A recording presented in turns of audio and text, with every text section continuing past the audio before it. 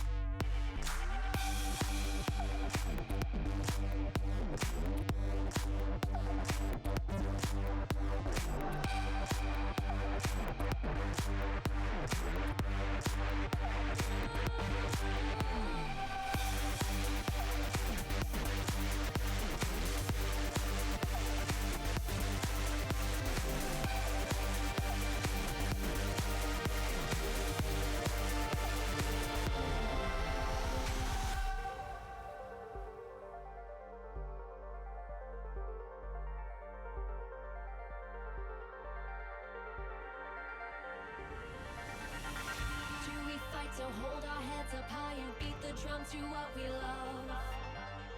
Risk the follow, we have felt it all come crashing down from far above. Stars are rising, countless worlds colliding, only one will take it all. Can we bring to fall the giants? Can we make the final call? We are the ones to ignite the darkened skies, the champions of the world that we defy. A solo ride of the few who rise up high, and we all fight at the last light.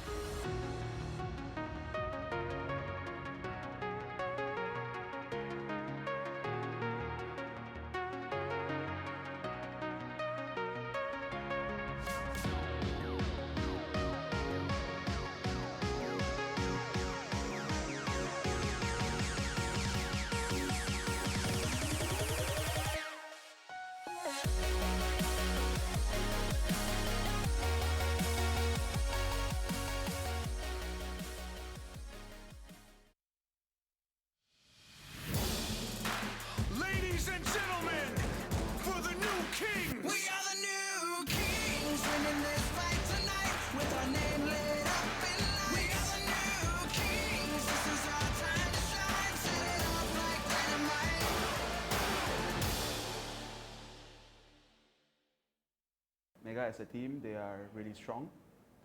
All three lanes, they're quite solid. Rocky is a monster at top. G4 has experience, has a lot of experience, and their bot lane, their new bot lane, the two Koreans, they are really, really good as well. Personally, I think that's their strongest lane in the whole team. Axis, we've had scrims, and then we've tried the meta picks and then standard team compositions. It goes well, it doesn't go well. We might have a few fancy or different picks for Sunday. Maybe, just maybe, see the players' moods. We have a very unconventional style. So especially our three Thai players on the top side, I think we play a very unconventional style and we're very different from other teams. But our bot lane plays, I think, pretty similarly to the rest of the world, I think. So I think it's a good balance for our team. We have two people who play pretty conventional and pretty standard and keeps it simple and doesn't try too many things. And we got, the other half trying a lot of new things, which I think is a good mix for a team.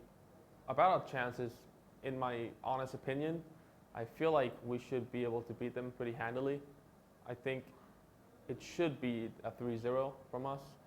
But obviously I understand that it's possible for us to lose as well. So I think at worst it'll be 3-1. And I'm not even trying to be cocky or anything here. It's my honest opinion. And welcome, ladies and gentlemen, to our grand final for 2019 LST Summer. I'm Opal, joined by Fish, as we load in to the stage here for our grand finals, live in person. Fish. It is once again a rematch between Mega as well as Axis Empire. Both these teams faced off in the spring finals, and it was a 3-0, like Warlock just mentioned. They're going in favor of Mega, but it was not a quick and clean 3-0. Two of those games looked like they were going to go to Axis Empire, and again, it's upsets that have brought one of these teams here today. Axis Empire getting the upset against Win eSports, last split against Resurgence, but Mega, they've been favorites all year, and they've made their way to the grand finals with only one loss throughout the summer split. Yeah, one of those losses was, of course, Win, who did get taken down by now their opponents. The rematch, like you mentioned, from Spring, it's going to be Axis Empire. And Axis Empire themselves shifted here. Summer looked rough. Now coming into the playoffs, it seems like we've seen the team that made their miracle run in spring, and they're looking to actually complete it here in summer. 5 players, 2 new players being brought in. They lost their twins in the bottom lane. Zaire, as well as his twin brother, have both gone into working life and have decided to step away from esports. So you have Blaze and Chili replacing them in the bottom lane. And new coach Swag has been around for the longest time in Malaysian competitive League of Legends esports. Ever since, I believe, 2013 even, he's been playing in what was previously known as the TLC, the Legends Circuit, the first ever esports league for League of Legends in Malaysia. Now bringing his team all the way to the grand finals against Mega Esports. Yeah, and you're only one series away from possibly being the first Malaysian organization to qualify for Worlds. Mega, though, on the other hand, they're looking to lock in their first ticket to Worlds as an organization. Denied last year to Ascension Gaming. When you have 3 of that roster, though, coming back toward your team, you got those favorites returning. Oh, yeah, especially when you look at Mega's lineup. Let's just talk about the coaching staff first. We heard from Warlock there, who was the assistant coach for Mega Esports. The head coach for Mega Esports at the moment, after losing Cabbage, who went all the way over to Liab, the man that brought so many different teams from Thailand into World Championships, into MSI. You think, Ascension, Bangkok, Titans, all led by Cabbage. Now it rests on Warlock, who was his assistant for some time. Yeah, because you actually had Big Fafa that was with the team in spring, but then they dropped it along with Jun after the disappointing MSI finish. Correct. So now Warlock stepping in. He is a World Championship player himself, a very smart coach. The 3 Thai players on the top side of the map have all been to World Championships before. Dayul played in the LMS and the LCK. Then you've also got Pop, who went to MSI, rookie player in terms of competitive setting, played in the Champions League of the LCK previously. So you do have a very, very well-diverse roster that's been to multiple international titles, and they've got the experience for today. Yeah, they did, though, drop 1 game during the regular season during their match against Axis, who, like you mentioned, Axis were close to making 2 of those games in spring theirs for the taking. It was small mistakes that cost them. Let's take a look at the route here to our final. Axis climbing, taking down Detonator in a 2-0 and then Win in a 2-1. Mega already had that semifinal berth after coming in second during the regular season, where they were able to handily take home the victory over Liab in a 2-0. Axis with the double upset to make it all the way to Grand Finals. Remember that coming into those series, they had only won 2 matches in the entire regular season. Both were against the 2 eliminated teams of Armored Project from Indonesia, as well as Insurgent from Thailand, the 3rd seed that was an upset themselves to make it into the tournament. Then they played against Win, the other Malaysian squad that looked unstoppable, undefeated. They had 2 LDL players who looked unbeatable on the top side of the map. Libero as well, Shadow, leading the league not only in just kills, KDA, but tons of different metrics and statistics, and looked like the 2 best players we've seen in the LST for the longest time. Then they went up against Axis Empire, and you and I only found out a few days later they're having a lot of problems, a lot of visa issues, and they were playing a really high ping all the way from China itself to try and make it into the Grand Finals. Weren't able to do it. Axis caused the upset, and we find ourselves a repeat of Spring Split's Grand Finals. Yeah, let's go ahead over the rosters for Axis. Starting, it's going to be Shine in the top lane, Caspel in the jungle, Carino in mid lane, and Blaze and Chili rounding out bot. Going to start with the bottom lane. Blaze and Chili, like we mentioned earlier, are the 2 new players to the lineup after Zaire left, one of the twins leaving the lineup to go back into university, complete his education. Now he's working full-time, not in esports anymore. The rest of the lineup still looks exactly the same. Yeah, we're going to see Rocky in the top lane, Lloyd in the jungle, G4 in mid, Dayul and Pop for bot lane here for Mega. And Dayul has been the newest member to the Mega squad, and he looked dominant. Just think of game number 1 of the split, the only game that Mega dropped, which was against Win Esports. When they dropped that match, Dayul was 100 to 200 CS ahead of his opponent in every single match of that best of 3 series. He is the best AD carry in the LST right now, and they don't even need to give resources to Dayul in the bottom lane. Dayul as well as Pop are happy to go into a 2-on-2 on their own and allow the Thai trio on the top side of the map to do whatever they like in the early game, find whatever skirmishes they want, and when they transition into late game team fights, which Mega are really good at this split, Dayul and Pop just show up, and suddenly they are just way stronger than the opposition's bottom lane, contributing heavily to those mid and late game fights. Yeah, but when you take a look at it, they're going to want to focus a little bit more toward that top side, because now for Axis Empire, you have Shine that's been able to have a split now underneath his blood belt, and has looked rather dominant in almost every matchup we have seen. And he was the man that almost single-handedly took down Mega in the spring split. Shine was the substitute for Axis eSports last split. And now that they've been acquired by Empire, they come in and they looked unstoppable with Shine on the top lane. A split-pushing threat, often drawing 4 to 5 bans during the ban phase just to try and target his champion pool. He also did cost him a couple of those games in the Grand Finals due to some mistakes, which he has tried to stop making in the summer split. Yeah, and then we have Lloyd, who came up from the bot lane once again, now into the jungle, will be going up against Caspel. Caspel also had a stint with Mega Esports in the early part of this year.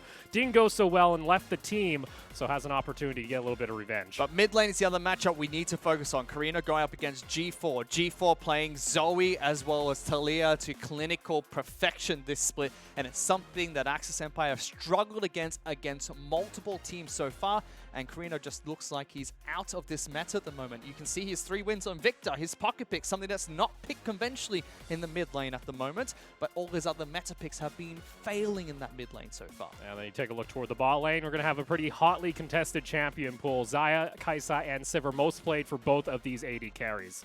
The 2 supports here, Chili as well as Pop, have had a fantastic split so far.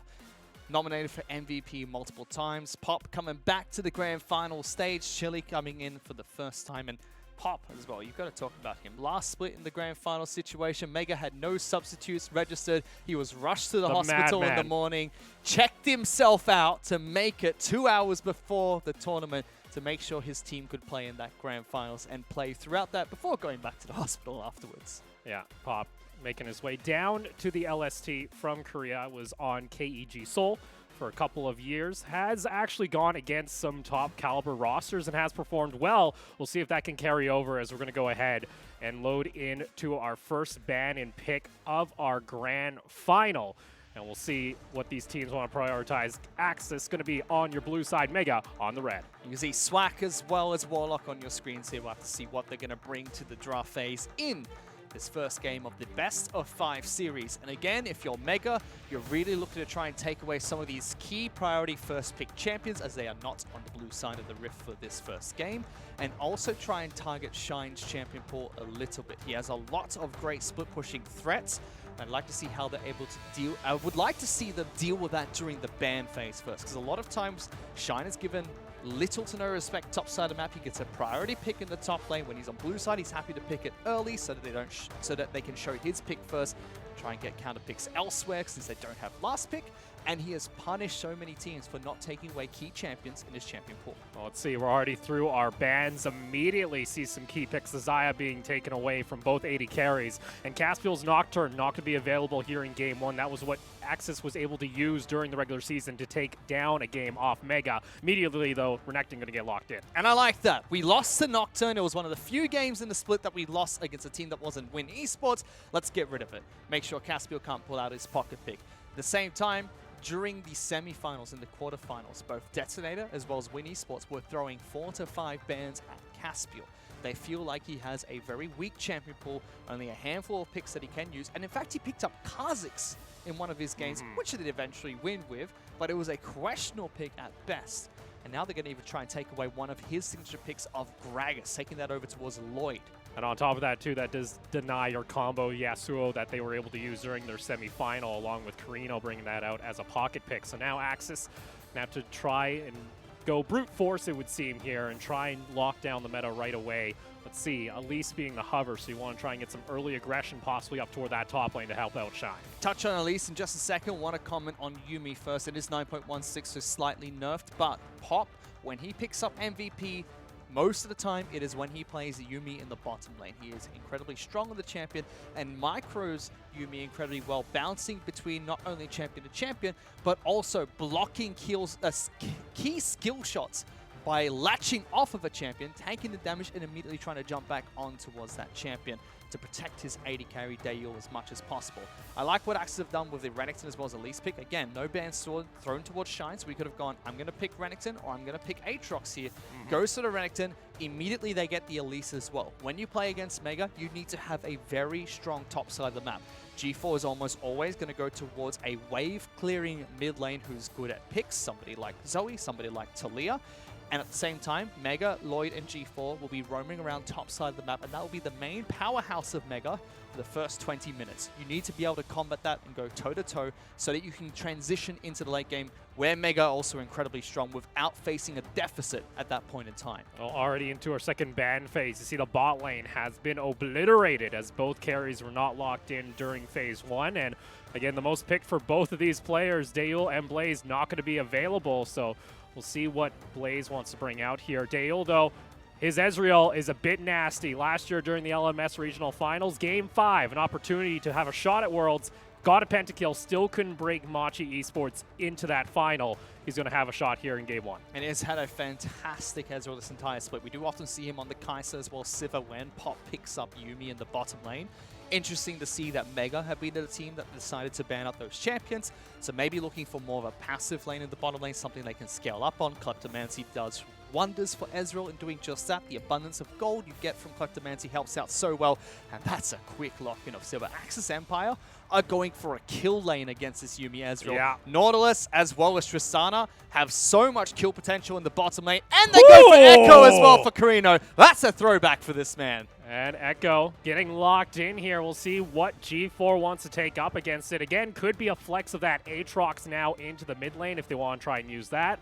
Rocky has played the Ryze quite a bit up in top, so this wouldn't be a shock if that's the idea that Mega want to go for here. We'll have to see, though, if they shuffle that around. Still 7 seconds onto the pick. Yep, Rocky has played the Ryze. I said that he's not very used to it, but he pulled it out during the semi-finals and had a very good showing on the champion too. So it could be G4 trying to take Aatrox into Echo in the mid lane. But this is what I want to see from Carino. Stop playing the Corki. Stop playing Vladimir. Stop playing the other meta champions we see in the mid lane. Carino is so good with his pocket picks, like Victor, like Echo. Play those champions. You're great at them. and your team plays around you. Carino is one of the main carries on the team. Yes, Shine will split push your way to victory. Yes, Caspiel will apply the ganking pressure that you need. But when it comes to those skirmishes and it comes to those team fights, Axis always look towards Carino and play around him. And I love that game 1 of the best of 5 is gone.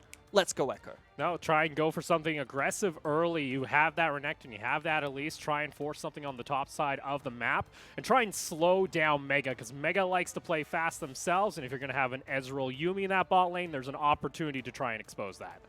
Really, really fun draft coming up for these 2 teams. Let's see what happens.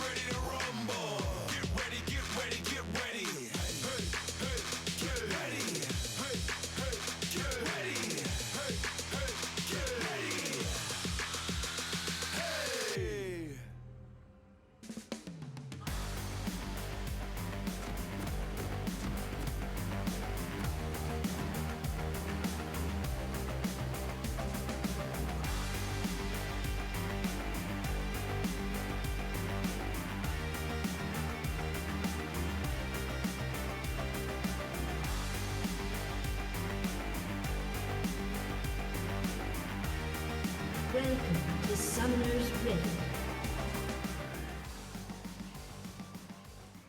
We load here. Game 1 of our grand finals. 3 games locks in your ticket to Worlds to represent Southeast Asia on the world stage. Mega, they want to have another shot at it after a disappointing MSI. And Axis looking to be the first Malaysian org to make it themselves. It'll be a long time coming for so many of these members for Axis Empire as well. Especially players like Caspiel as well as Carino, who played on teams like the Kuala Lumpur Hunters, who even last year had a tremendous split. They looked like they were going to be the first Malaysia team to make it internationally. They qualified for Rift Rivals, had a disappointing split. Qualified for Grand Finals of the GPL, disappointed in those Grand Finals when it looked like they could actually take it all. They've done it twice this split. First in spring. Again, disappointing 3-0 against Mega, but they went the distance in those 3 games and almost took 2 of them.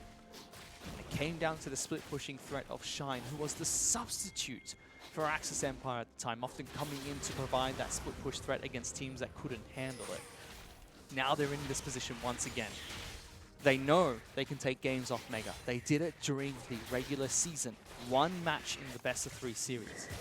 But Mega have just looked so dominant this entire series. You think back, the only problems Mega have had was that single game from Caspiel picking up Nocturne in the jungle, and then the first series against Win, which to be honest, you go back and watch, you say, okay, that's the first game anyone's ever seen of Win, and Win was still struggling against Mega. Mega was able to take inhibitors off of them. And it was very close, and that was the rematch everyone was looking forward to. So besides that game, Mega have looked unstoppable this split, especially since they brought in Daewoo, who has been a superstar in the LST so far. Yeah, him and Pop also looking for their opportunity to finally shine. Pop often just in the sub-teams when it comes to the Korean scene. Hasn't been really picked up by anything big. He's been mainly just playing on KEG before coming down to the LST. Daewoo himself, back on Ever 8, had disappointing finishes during Challenger Series over there, as well as the LCK itself. We'll see if Lloyd wants to make an appearance. Wave's going to push back, though, towards Shine, so he's going to be naturally safe here. I also know there's no wards up there too. Shine hasn't put his down. There is one down here for Rocky, and they swept this. So they know this will be a clean gank if they can get it. You need to lock down Shine nice and early.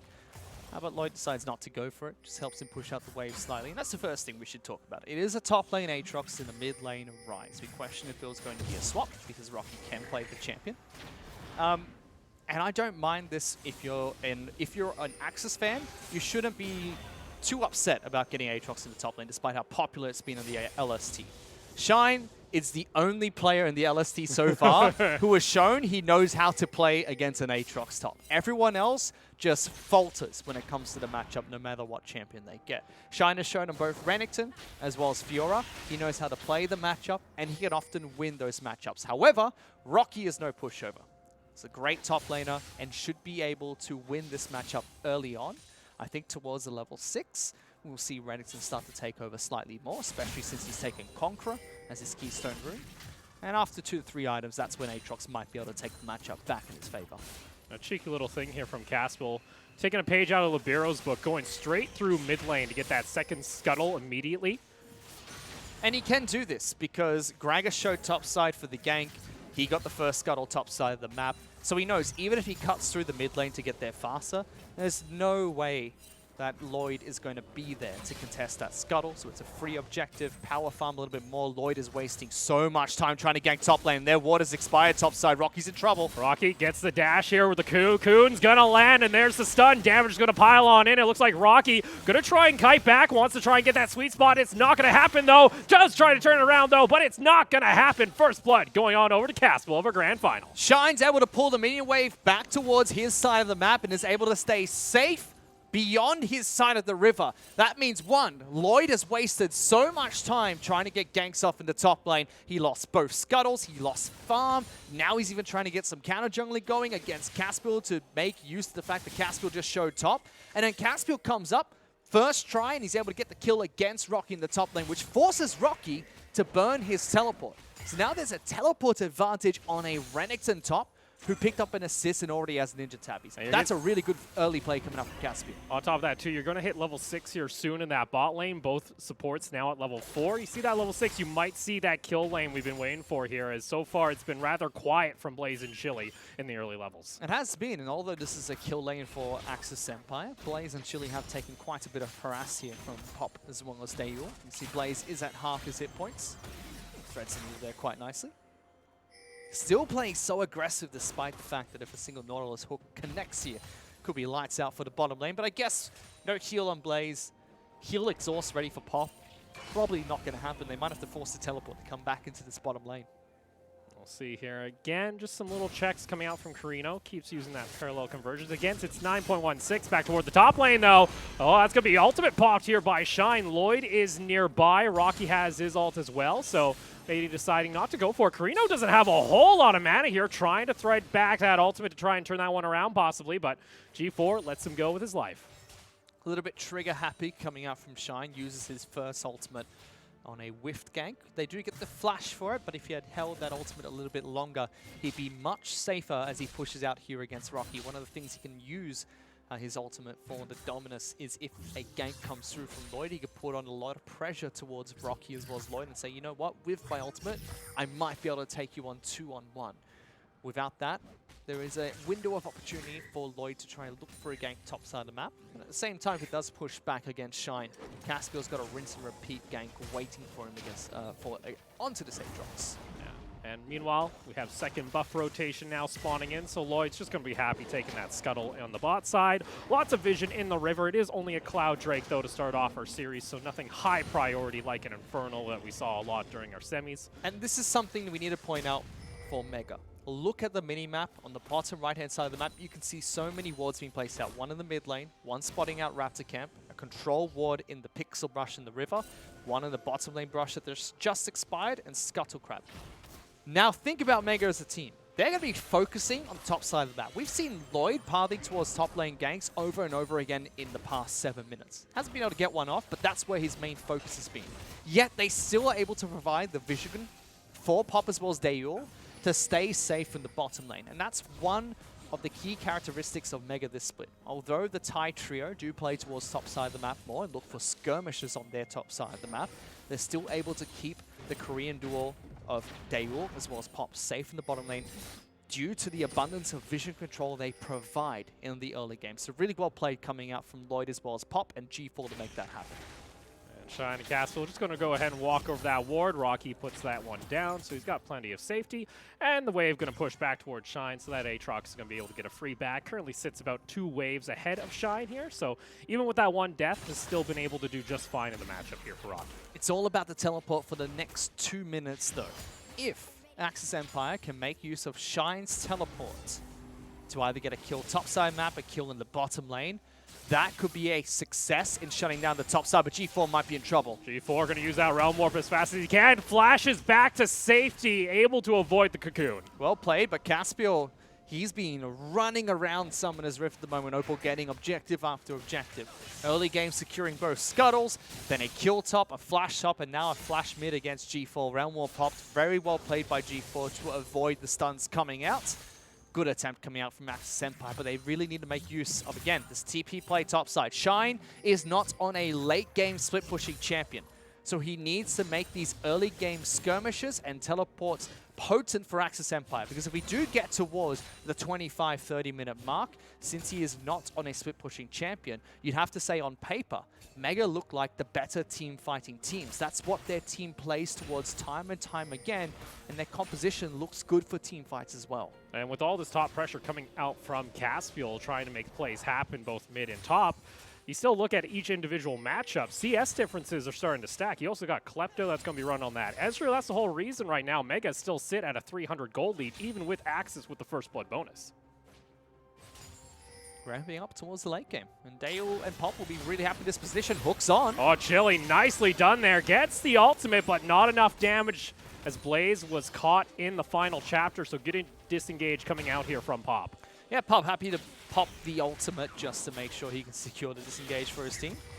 Lloyd going for a cheeky steal. Lloyd a bit upset about that one. Lost his ultimate and didn't get the Scuttle Crab, so Caspiel's just going to try and force a Rift Herald. Yeah, without the ultimate there from Lloyd. It's a lot of pressure taken away. Yeah. The only thing is, Karina is a little bit low on mana here, so if they do go for a big skirmish, wouldn't really have your mid laner, but Lloyd as well as Rocky decided to give that one up, and Caspiel, hats off to him. I think Caspiel has had a disappointing split in comparison to the caliber of player he has been on teams like Olympic Hunters and Spring Split Caspiel, who look like an absolute beast. His regular split has been quite poor. Coming into game one of the grand finals and the semifinals we've seen, he's been looking fantastic. However, Blaze in some trouble. Gets the ultimate off and gets G4 out of the way. Doesn't he have to burn a flash there to escape? He does have teleport to get back into this bottom lane if he wants to get back quickly. That's the Rift Herald being popped immediately top side of the map. So Axis really want to try and force something here for Shine. Unlock the Renekton. And just to touch on it quickly before we went into that bottom lane point, the reason why I say he's having a great game so far is, again, his objective control has been phenomenal here for Caspiel. So really well done. I like the start to this. I just like to see what else he can get from this. He needs to continue being proactive for the next 10 minutes. Because if Axis can't get a 2,000 to 3,000 gold lead, Mega will slowly start to scale up and they'll look brutal in team fights. G4? G4 gonna get slowed here. Caspiel's coming back for another gank. G4 has Flash on cooldown, and Caspiel's gonna be able to pick up a second kill. And it's not the caster's curse anymore. I thought we say Caspiel needs to make something happen, and he absolutely does. That's now 2 kills to Spider-Woman here. Looking fantastic on Elise, getting objectives left and right. Also love that Axis Empire made the call to say, hey, let's just get some turret damage on the top side of the map and take away 2 of the turret plates. And it does sound like we're talking about Axis Empire a lot in this early game, and that's because they are the early game. They need to make something happen. They need to make something happen here, because Mega will scale up, and that's where Mega will be the focus, but that's a big hook. Big hook is going to land. Blaze, though, gets trapped once again by the final chapter, and Mega's bot lane here are favored in the trade as Chili's brought down to 300 health. This is really nice coming out from Pop. He understands that he doesn't use that ultimate. He's going to be in a lot of trouble. Constantly getting harassed back and towards both Chili and Blaze, punishing them every single time they go for those initiations. And it's forced them out of lane quite a few times, giving a turret plate over towards Daeul, as well as 20 CS of an advantage to the Ezreal, who already has the mana immune stacking and a Sheen to boot. So Daeul really farmed up. Kleptomance is going to help him out. He's got the free boots as well, giving him the free 300 gold to spend on other items. So bottom lane's going incredibly well for Mega. And Tristana has a pretty poor mid game. Great early game burst, especially when she hits level 9. But once you get towards level 14 or 15, the 20-minute mark, where you have your first big item and maybe half of your second, Tristana doesn't have a great time because you don't have the 3 items for the crit. You're not able to jump around in team fights as effectively without being killed. Whereas Daeul's going to have a perfectly fine time. He's got great items to sustain through the mid-game. Will have lots of burst damage because he's Ezreal. He's a caster carry. And Blaze will now be really going, well, early game didn't work out on Tristana, didn't get any kills. Now I've got to try and get to 3 items on Tristana to force some fights later on. But Karina looks really strong at the moment, taking fights against G4 every chance he can in the mid lane. Yeah, not able to get that parallel convergence. Meanwhile, Lloyd was nearby, so Karina's just going to go ahead and back off. Might see a little bit of invade here with Caspiel, as looks like Rocky putting down that control ward, so they want to see if they spot anybody out here. going for this invade. This is Mega actually good scouting coming out. And they scattered out, but Lloyd did go back to base. So if they wanted to commit to this red buff, Caspiel will be able to take it. Has the Blast Cone to disengage if he needs to. So still trying to secure as many objectives as possible. And that Rift Herald use was able to net them 2 turret plates. So they pick up 320 gold. Mega, just due to the natural pressure they have in some of these lanes, able to pick up even more for themselves. And even pressuring for first turret bottom lane. No teleport available for Blaze. Dale and Pop have single-handedly won bottom lane in a 2-on-2. No help required. Fantastically done. Yeah, Blaze getting poked out immediately after the teleport there. So that's going to be first brick going in favor of Mega. As they get only their first tower here. Teleport, though, is going to come out. Caspiel is also nearby. Rocky going to pop that ultimate immediately. Caspiel lands the cocoon, gets out of the infernal chains. Now Shine wants to go ahead and jump in onto the action. Carino's also over here. Rocky's trying to make the 1v3 happen, but it's not going to work as Shine picks up the kill. Putting a lot of focus on the top side of the map against Rocky. And, you know, I like this. This is Axis win condition getting Shine ahead. I just would have liked if they went towards something more risky in this first game. Something like the Fiora top lane, which means that even though Blaze and Chili are having such a hard time on the bottom side of the map, Shine would become a big win condition. On Renekton, still very strong. You get towards your 2-3 items. He is incredibly potent, especially when ahead. Just not the 6-item hyper carry that Fiora can be winning you games just by having 6 items themselves. Look at this, though. Shine and Caspiel. Fate going back to base. Daeul and Pop only coming up toward the top lane to clear out the minions. So they're not able to get a quick jump, but they might get some. Do they wait for Aatrox? Did they just wait for Aatrox to show? They were trying to. I think they will. No, okay, Shine went out. Unless Caspiel's going to wait in the bush. I don't think he's actually left. Caspiel hasn't left. I thought they'd be really cheeky and show Nautilus top and then have both of them come out for the surprise gank. They're not going to make such a silly play that I would have suggested them to do. He hasn't left there, Caspiel. Caspiel, you really need this to pay off. There's a lot of time being burned. This play has to work. Shine going to jump in. Beautiful cocoon comes out from Caspiel, and that's what you need to find. Rocky, oh, he gets over the wall, though, with the flash, and Caspiel ends up using the repel just a little too early. Flashes the fat part of the wall, so Rocky, although he's being pressured so heavily in this game, still able to perform under pressure. He's still even in CS, despite the fact that he's died twice. He's able to escape that gank. That's not the first gank he's escaped in this game so far. So hats off to him. Lives to fight another day, and Axis are really investing in resources top side, which means opportunity opens up in the mid lane for Lloyd to come in with Daeul and Pop and create a lot of pressure again. Every time we pan towards Blaze and Chili, they've been chunked out to below half health. Again, another True Shot Barrage connects. That's now a 40 CS advantage on Daeul. Meanwhile, top lane, Axis will be able to find their first tower of the game. Caspiel not able to connect there with the cocoon.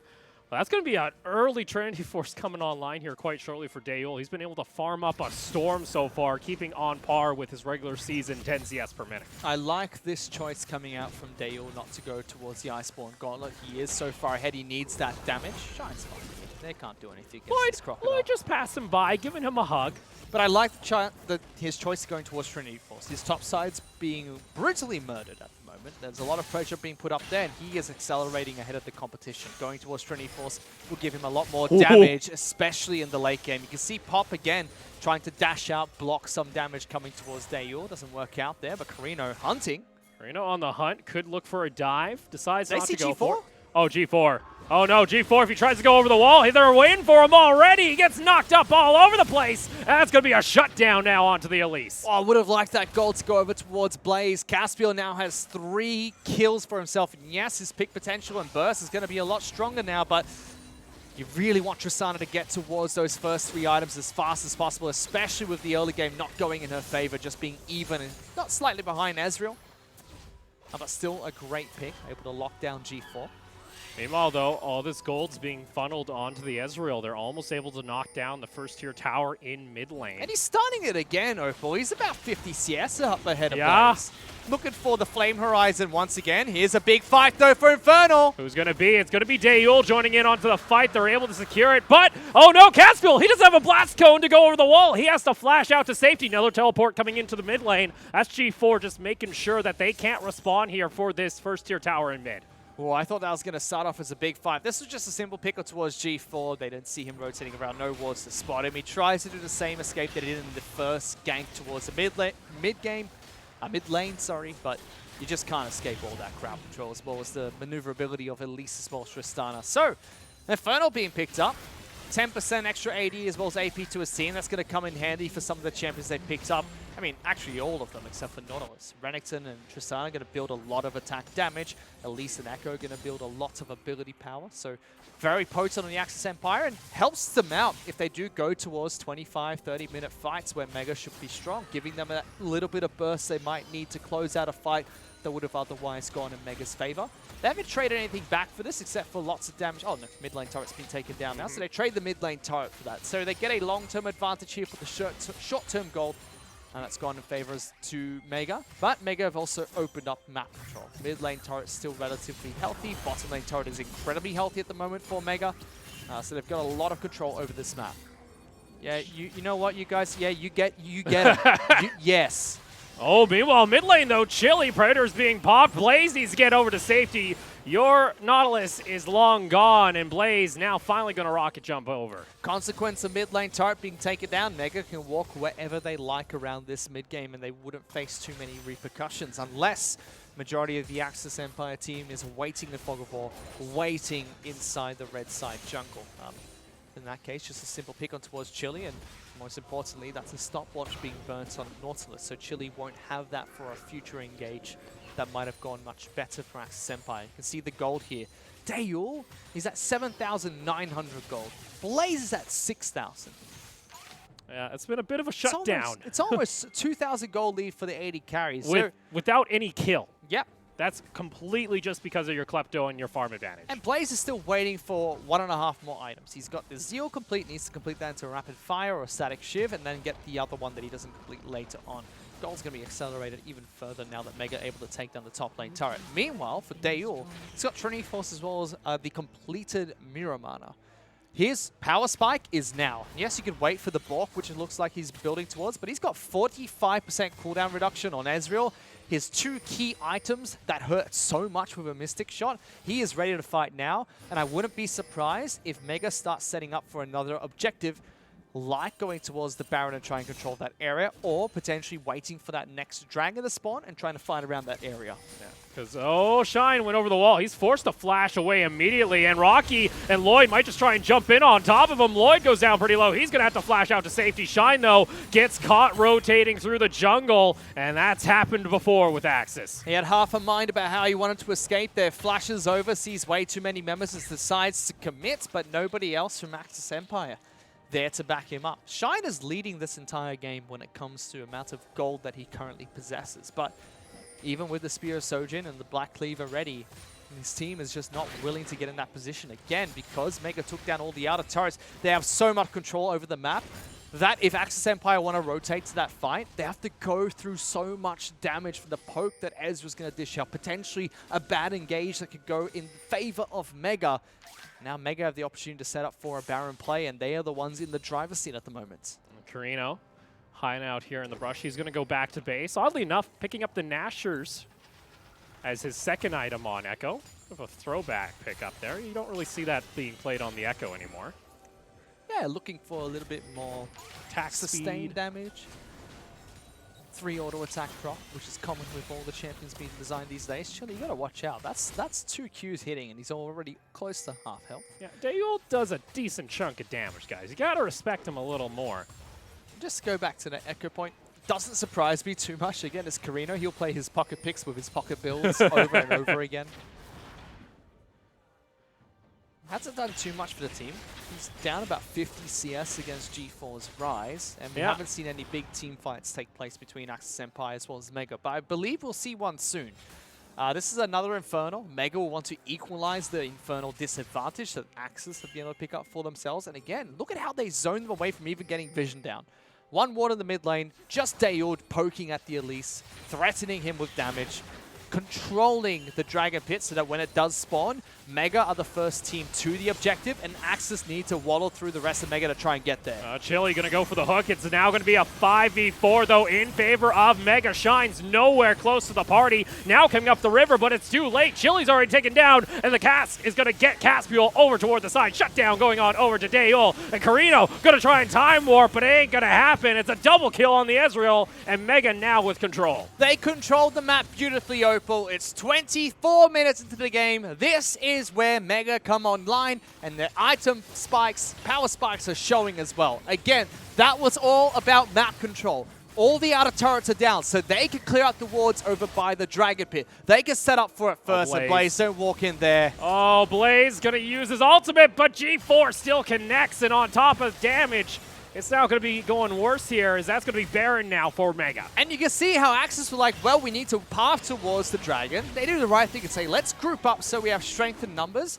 But there's so many great tools coming out from Mega at this stage in the game to disengage and still deal damage during a 5-on-5.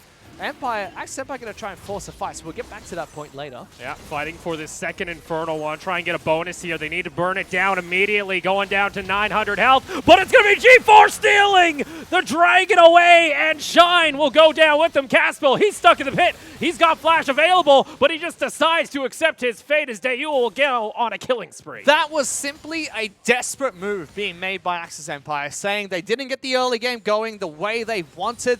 Mega have their current power spikes. If we don't find a pick here, Mega going to snowball out of control with the Baron and equalizing the Infernal disadvantage. That was a Hail Mary play that just didn't work out for Axis Empire, and you'd expect Mega to take an inhibitor here. And just like that, this lead's starting to snowball out of control. Those are auto attacks onto Blaze there. G4 can just step up. Chili, you need to show respect to the old guard of Mega, as Carino's going to maybe try and do something here, but that's 4 members strong, and the inhibitor's going to start crumbling. And it just looks like Axis are running out of win conditions. Mega have the superior team finding composition. Dayul is at his item power spike, and he's about to go back and pick up his Blade of the Ruined King, increasing the amount of power he has. Look at this rotation, too. G4 using the Realm Warp right away. Pushes the team up toward the top side here. Lloyd and Rocky also nearby. Mega are going to keep on going with towers here with the Baron buff. They can. They're so strong. You look at the couple of Qs being thrown out here by Dayul. Every single Mystic shot chunking about 25% of anyone on the side of Axis Empire's hit points. They don't have anyone that's tanky right now. Your tankiest player is Nautilus, and he's a support. That is a disaster. Shine trying to pick up a few items. Got the Dryum's Fist being picked up. Black Cleaver does give a bit of resistance stats, but Dayul's just going to rip through everyone. He's gone back, picked up his Blade of the Ruined King, and he got a Hex Drinker. And if you saw the damage Caspiel did in the last fight to him, Hex Drinker makes sense, but oh my, he's taking so much from Rocky.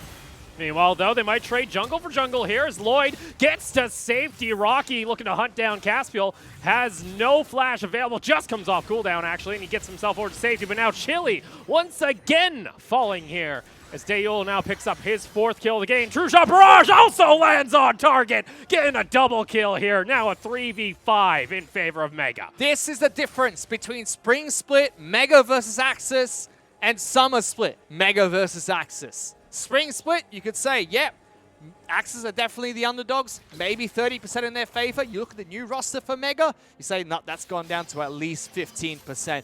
Dayul has looked unstoppable this entire split. Goes up against a kill lane with Yuumi in his back pocket. Nautilus has always done well into the matchup, and they shut down the lane 2-on-2.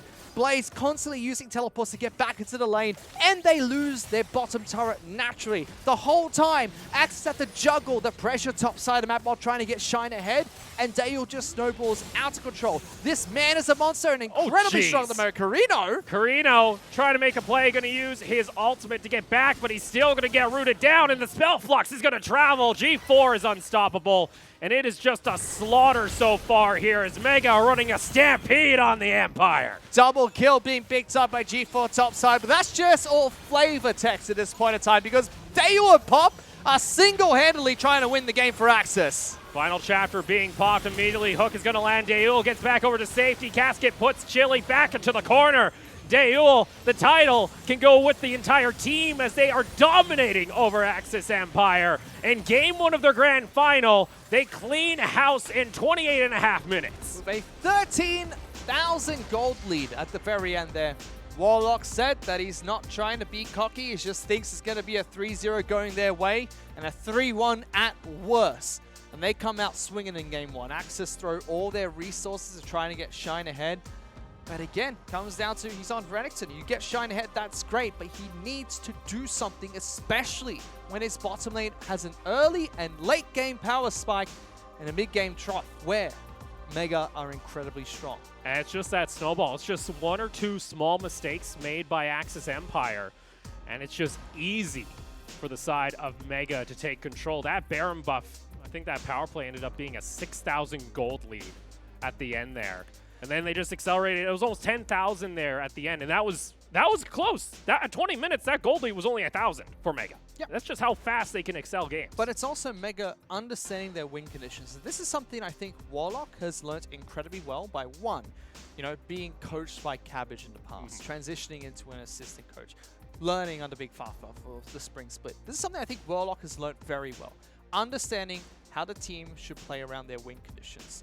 And I think Swak as well, for the side of Axis Empire, has a firm grasp on this. You can see how much effort they put into saying, Caspiel, you need to make things work, and allowing the team to set up for that. But again, I just really want to question, you're getting Renekton ahead. This is not Shine's Fiora. No. This is not Shine's Jack. Something where you get him 3 kills, game's probably over if your bottom side doesn't go 0 and 5. But he's on Renekton, he needs to make things happen. He got the teleport advantage, no plays made bot. No attempt to try and salvage that bottom lane. Whereas Mega, you look at the early game, sure, top side's going to die. You've got 6 wards bottom side of the map and saying, Dale and Pop, you just do you, and you just win the game for us at 20 minutes. Because that was a straight up 2v2. We didn't see any jungle intervention in the bot lane for the first 15 minutes of the match. And Mega knew. Mega were playing towards top side because that's where all the pressure was. If they can alleviate some pressure, maybe lose 1,000, 2,000 gold at 20-minute mark like we saw. But then if they just get the wards down for Pop and Daewoo, allow them to get that natural lead, when they get the 2-item power spike, they're just unstoppable in some of these team fights. And Caspiel here, getting caught out. This is we saw this also too with Shine here in game 1. Axis just finding themselves caught out a little bit here through the jungle. And at this point, it was pretty much lights out already. Mega already had the Baron buff. They were already taking these fights, and they were just unstoppable. Daewoo just steps up and goes, you know what? Here's the icing on the cake. Boop, boop. Quick and easy snipe there, picking up the double kill. And if you're Mega so far, it's pretty much the game plan as things go here for Axis Empire. We heard, from Swak during that pre-game interview. Maybe we got to start seeing some of these pocket picks show a little earlier. That's something we do have to question. Carino known for his pocket picks, known for his Echo in the past. What was the objective with the Echo this game? I understand it works well with Elise. It applied pressure, like G4 did get killed, Yeah, or at least sent out, but G4 though was 50 CS hello, up. 50 CS up. I don't care, you're still getting clapped in Doesn't lane. care. Caspiel put in a lot of work there, and I feel like there was setup potential. The MVP does go over towards Daewoo, rightfully so. 34% of his team's damage share. On Ezreal in the bottom lane, where majority of, until 20 minutes in the match, he was just isolated free farming. Unbelievable job coming out from this man. Daewoo staying strong here in our grand final after a great performance during regular season. Most MVPs for Mega, Daewoo picked up the most MVPs for his team, and again, rightfully so. Ever since he's joined the league, it just looks like there's no AD carry in our league, besides, surprisingly, White Wing from Armor Project. Yeah. Who was the 7th place team in the LST. But he had like second He was to the third. only person that could go toe-to-toe against Daewoo, Yeah. and everyone else just falls that 50 to 200 CS difference, unless he's playing Sona, where it doesn't matter what your CS is, he's just going to press RQ and you're dead. Yeah, at that point, he's going to be farming champions. That's what the CS number actually is. That was very impressive, and I think what everyone expected from the matchup between Axis and Mega. Axis attempting to get top side ahead, whereas Mega saying, you know what, we'll weather the storm, and then 20 minutes comes, we've got our power spikes, we're ready to fight. I'm curious what's going to change going into the next game, because again, I like the idea of getting Elise having a lot of pressure on every single lane. Every single lane Elise had kill threat. But I didn't like that we didn't see any of that transition bottom side, because that was the key threats from the side of Mega they needed to dismantle. Yeah, well, game one goes in favor of Mega. We're going to take a short break, and we'll see whether or not Axis Empire can look to try and tie up the series.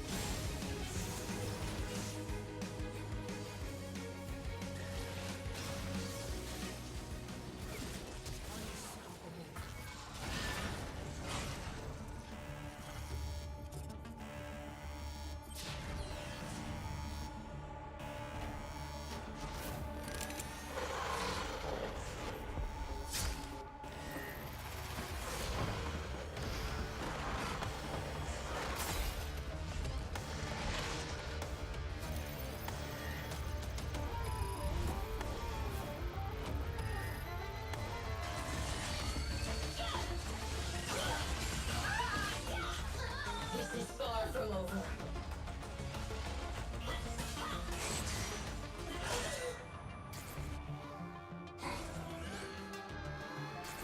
Everybody panic!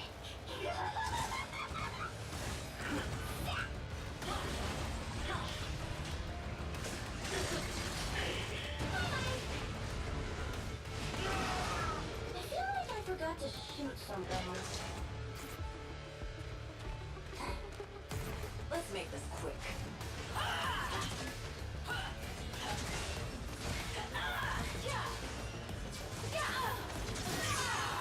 Who's next?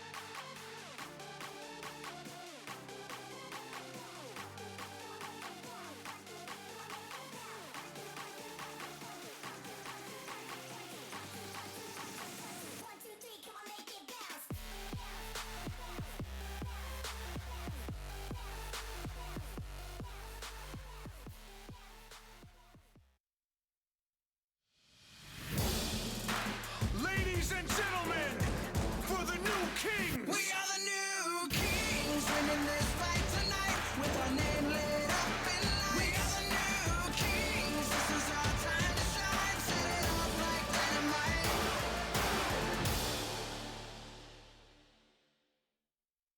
원래는 저희 마지막 상대가 AX이라고 생각하지 않고 당연히 윈팀이라고 생각했는데 준결승에서 AXA가 윈팀을 이기는 걸 보고 진짜로 방심하면 안 되겠구나 이런 생각을 많이 하게 됐습니다.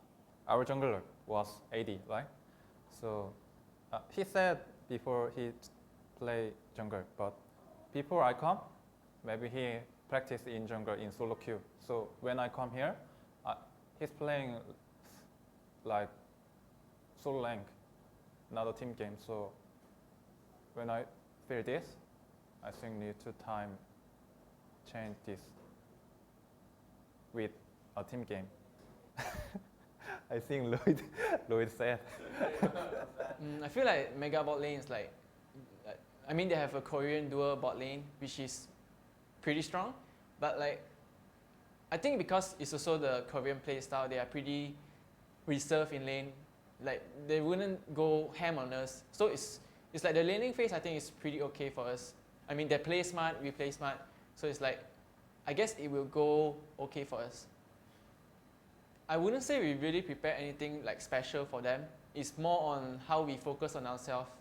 Being able to represent the country for something is definitely something that's very honorable, and like you will have like some pride in it, I guess. But at the end of the day, it's still worlds play in, so it's not really that much as well. But I think it's also something that's good to brag on, I guess.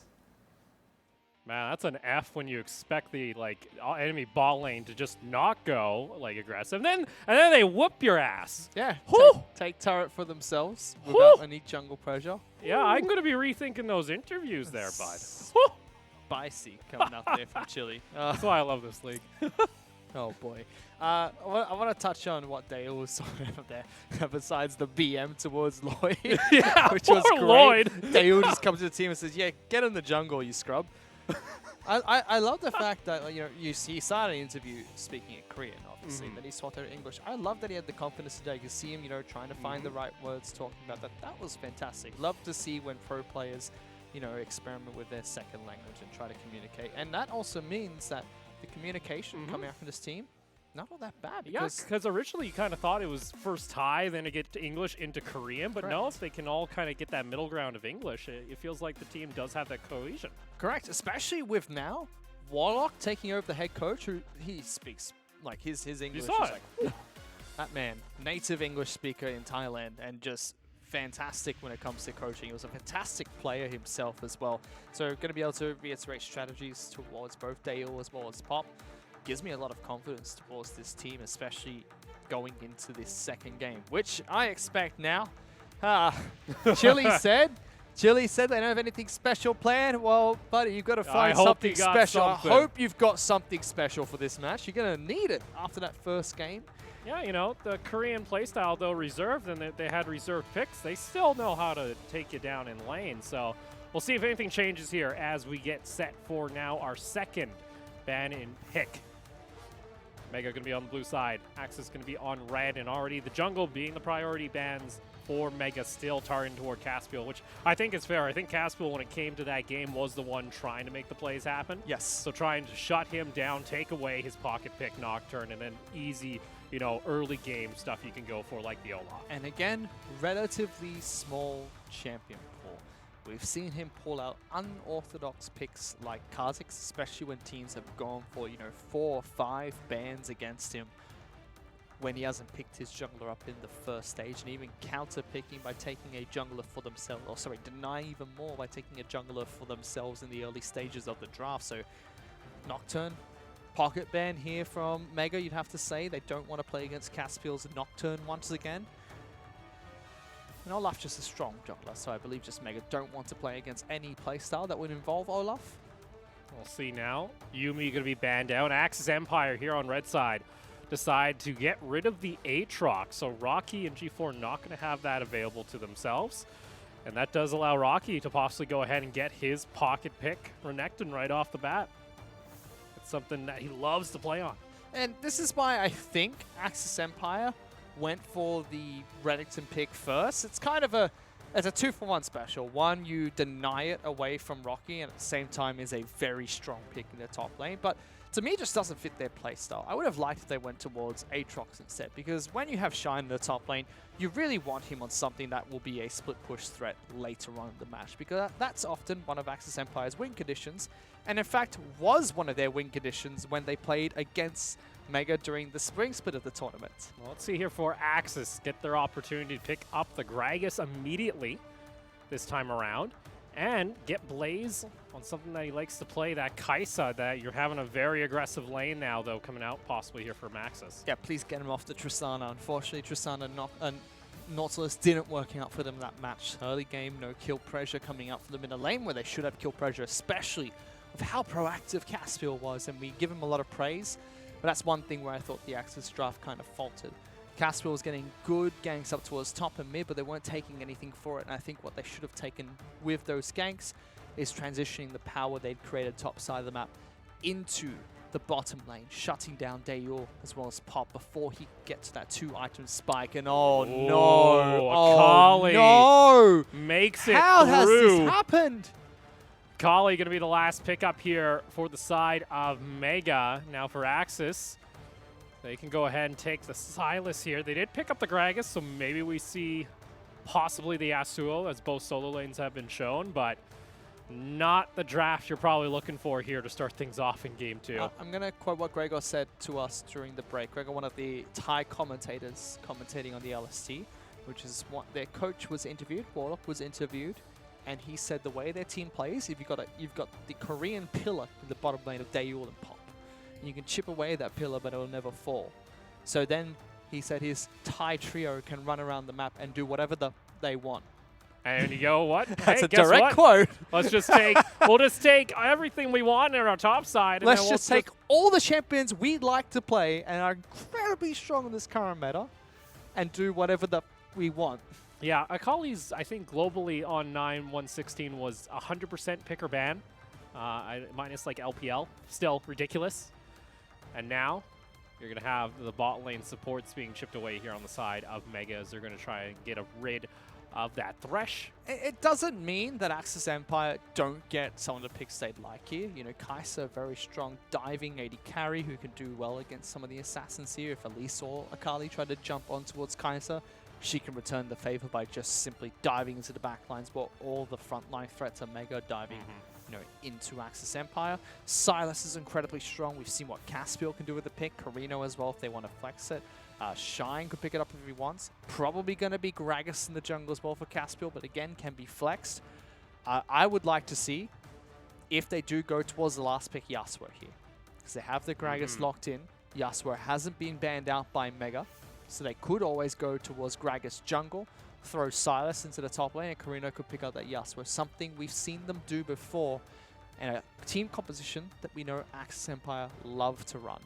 And possibly here, getting the Rakan pick in for Chile. Had a great showing on the champion in semis against Win. 5 wins and not a single loss on the Rakan pick coming out for Chile. Something he is very confident with, and probably the best Rakan player we have in the LST. And that's when we have players like Pop that are running around the Rift. Had a great split. Works well with Kaisa as well. They've already secured a very solid bottom lane for themselves. There's not really many picks that can be locked in here for Mega that can disrupt this bottom lane, so they'll probably pick something safe, and Tom Kench does a job of that. Yeah, you can even see a decent amount of respect even coming out there from Warlock. Just taking the time with Daeul and Pop saying, all right, what do you guys want to play here in this matchup? Get something safe, look for a lot of utility, get the Varus. This is the pocket pick for Mega. We've seen the Varus Tom Kench combo before for them, and this is the time where Pop and Daeul become one of the boys with this composition. One of the Daeul is boys. he's gonna take his teleport. Tom Kench will have the semi-global ultimate when he hits level 6, and then you'll just see very early on Varus and Tom Kench running around with the Thai trio and saying, you know what, we're gonna contribute to these early game fights as well. Are we gonna get ourselves a gangplank coming out here from Axis as their final lock-in? We'll see whether or not this is going to Carino or Shine. That's going to be Shine's pick. Shine has an ocean of a champion pool. We talk about it all split along. Hungry Kid, one of the expert analysts in the GPL LST region, has said that Shine has 7 picks, and then after those 7, he's got another 8. And Gangplank is within one of the first 7, by the way, one of his pocket picks. I like this, though, because I believe the last time this was shown here by Axis, they blind picked it during the draft. Correct. This time, let the draft run its course and say, okay, we're going to be confident. We want to go ahead and lock that in. Well, it helps when the other side just show their entire top Top side side right of the away map, when yeah. you're on blue. I mean, hats off to Mega. I think Mega have got a crushing draft here. Whereas I'm curious to see what Swack's put together, and I have to think about how he's going to win this game. Well, we'll see here. Coaches shake hands. Mega looking to go up 2-0 in the series. Let's see if Axis, though, can try and tie it up.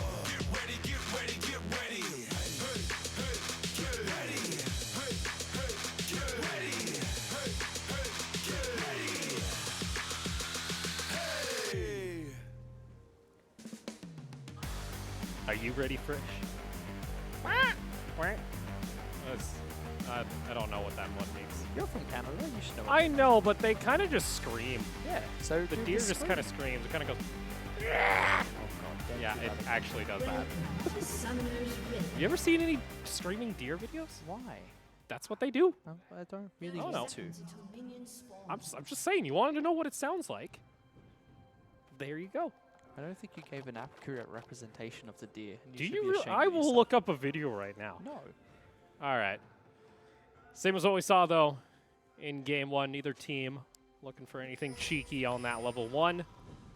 The thing for me about Axis Empire's draft here is, yes, they found the unconventional pick of Gangplank. That's not the pick I expected. I thought Shine would go towards, you know, his Fiora, maybe a Jax play here against Renekton, or we'd see Carino go towards Yasuo and Shine would flex that Silas into the top lane. And then I'd have some win condition points to talk about for Axis. Picking up the Gangplank, you really want Shine to scale into the late game and then be a threat during team fights with his explosive casts as well as the ultimate.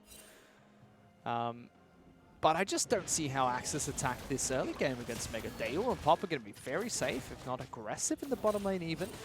Spellbook's been picked up by Pop as well, so at any moment's notice, he can swap over the teleport and join what is a brutal topside trio. Yeah, at that point you have 4 teleports available for Mega. Exactly. On top of Pop having a semi-teleport. Exactly. And it's a Renekton in the top lane who's going to do incredibly well early. Elise in the jungle, one of the most aggressive, proactive junglers in League of Legends at the moment. I mean, we saw what Caspiel did in the champion in the game they lost last match against Mega. And then Akali. Like you said, nearly 100% pick ban globally on 9.6. Incredibly strong in the mid lane and already pushing out against Carino. Has a melee matchup for herself as well. So for Axis, I'm just trying to think, what do they do? And it just feels like their goal is to survive until Gangplank and Kai'Sa get 4 items. And CG4, with easy. their draft, I'm not sure if they can do that. You can see G4 even coming up here saying hello possibly to Caspiel. Just wants to keep track of where this Gragas is. Up in top lane. We got Rocky able to push back underneath the tower. And be expected here early on. This is a bit of a rough one for the Gangplank. Back in mid lane. Carino not going to actually be able to land there. Both level 3s are hit. G4 is going to land the Shuriken. Not going to jump back in though. We see Carino Lloyd missing- here.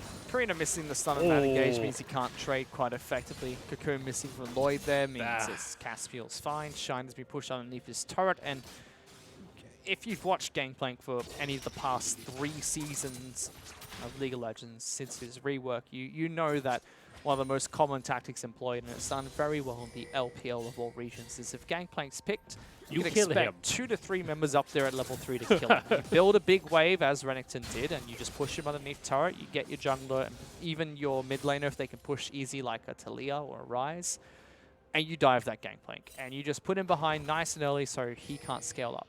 Exactly what they tried there. Caspiel doing the right thing and being on the correct side of the map to prevent that from going through. But you can just see how potent as well this bottom lane duo from Daeul and Pop is. Yeah, already denying a couple of these minions, now pushing up a big wave into the tower. Even getting a decent amount of harass there on Blaze. He's been having to soak through his health pots, already gone early on here.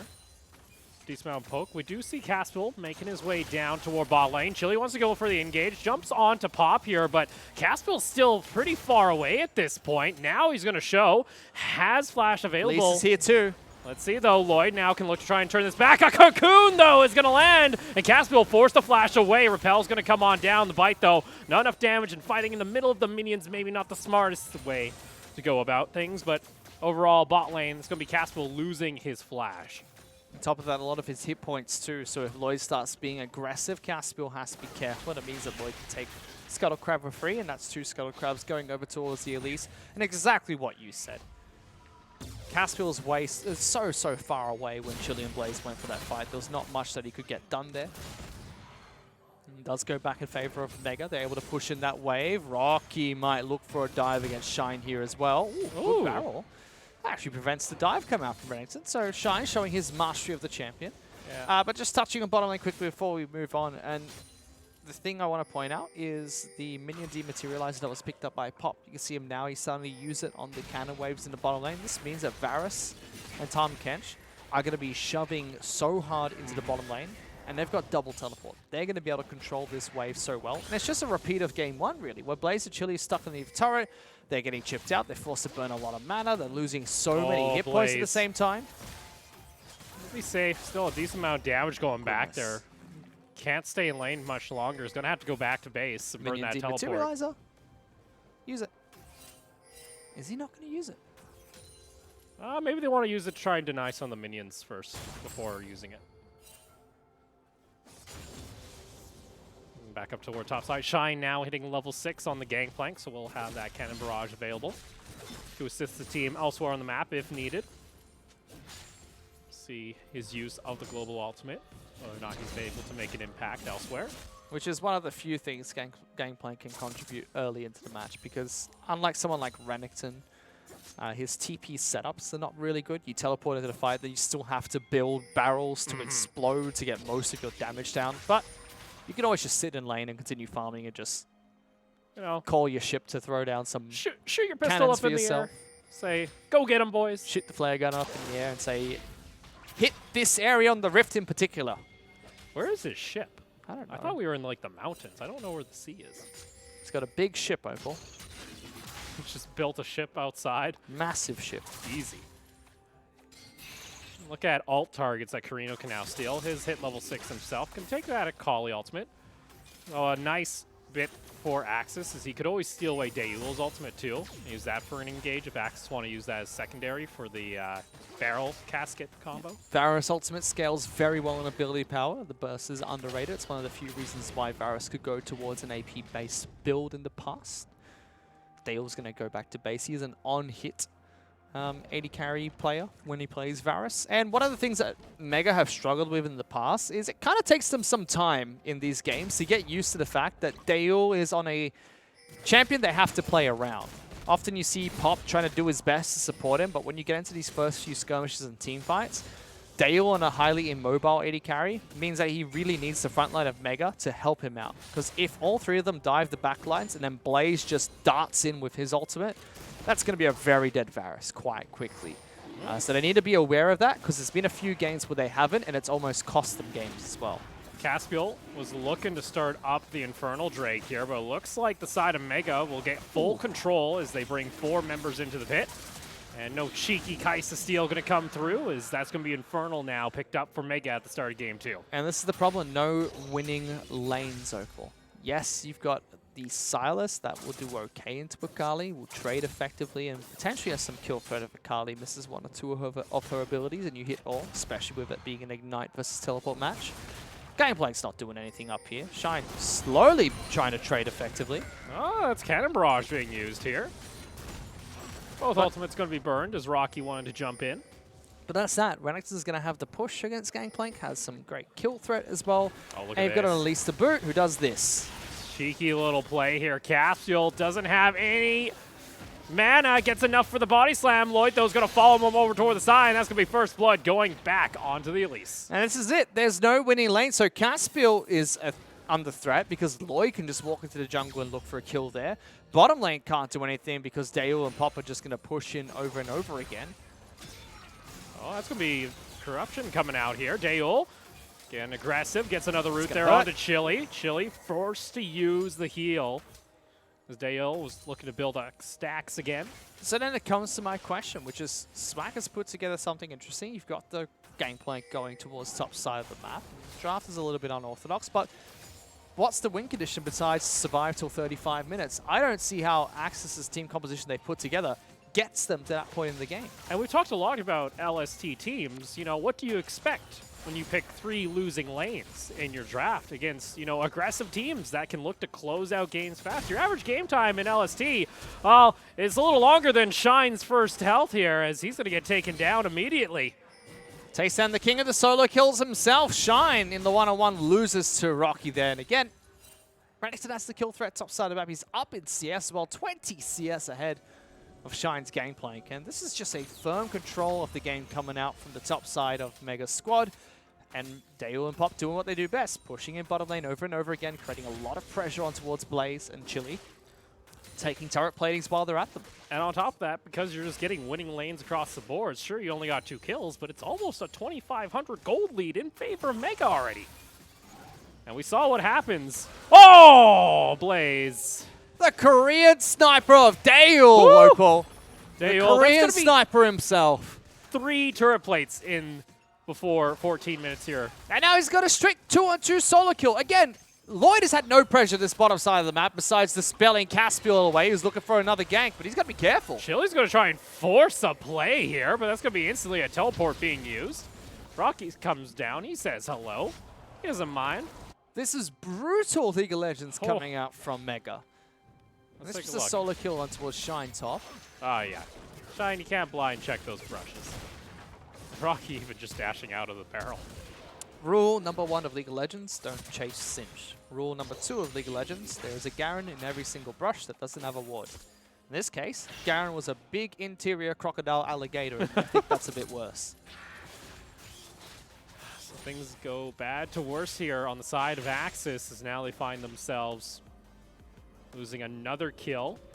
You also have Bork now completed for Daewoo. Items also coming online. You're going to have the Gunblade completed for G4 on his next back.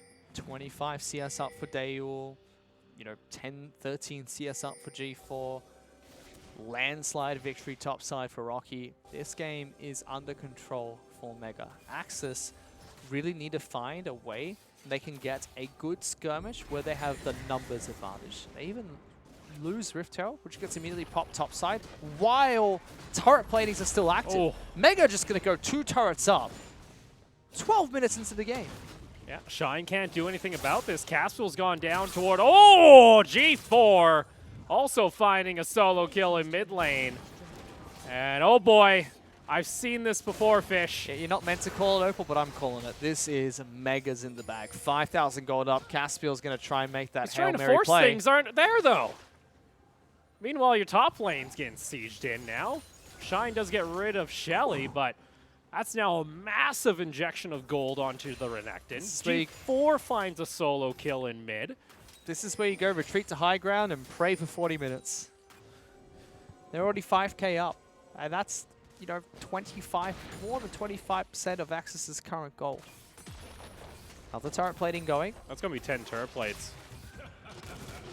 Going to get the Gangplank ultimate coming out to at least help clear the wave, but That does prevent the second turret we were talking about. Top lane turret goes down, bottom lanes is already under heavy pressure. Prevents it for one more wave, but they've got no Gangplank ultimate. His teleport's down, so even if Axis find a fight that's in their favor, bottom side of the map, they're not going to have the Cannon Barrage to help them out. and guess who's coming down toward bot side? You got Rocky pathing over, second Infernal Drake to get started. Unfortunately, Dragon RNG not in favor of Axis Empires. That's now going to be a bunch of additional extra damage on top of this 5,000 gold lead. And Caspiel really wants to find a fight here. Lloyd, though, he can wait this one out just a little bit longer, but he gets taken down. Pop does get his ultimate taken. Oh, Carino ends up using it, but it gets canceled by Daewoo.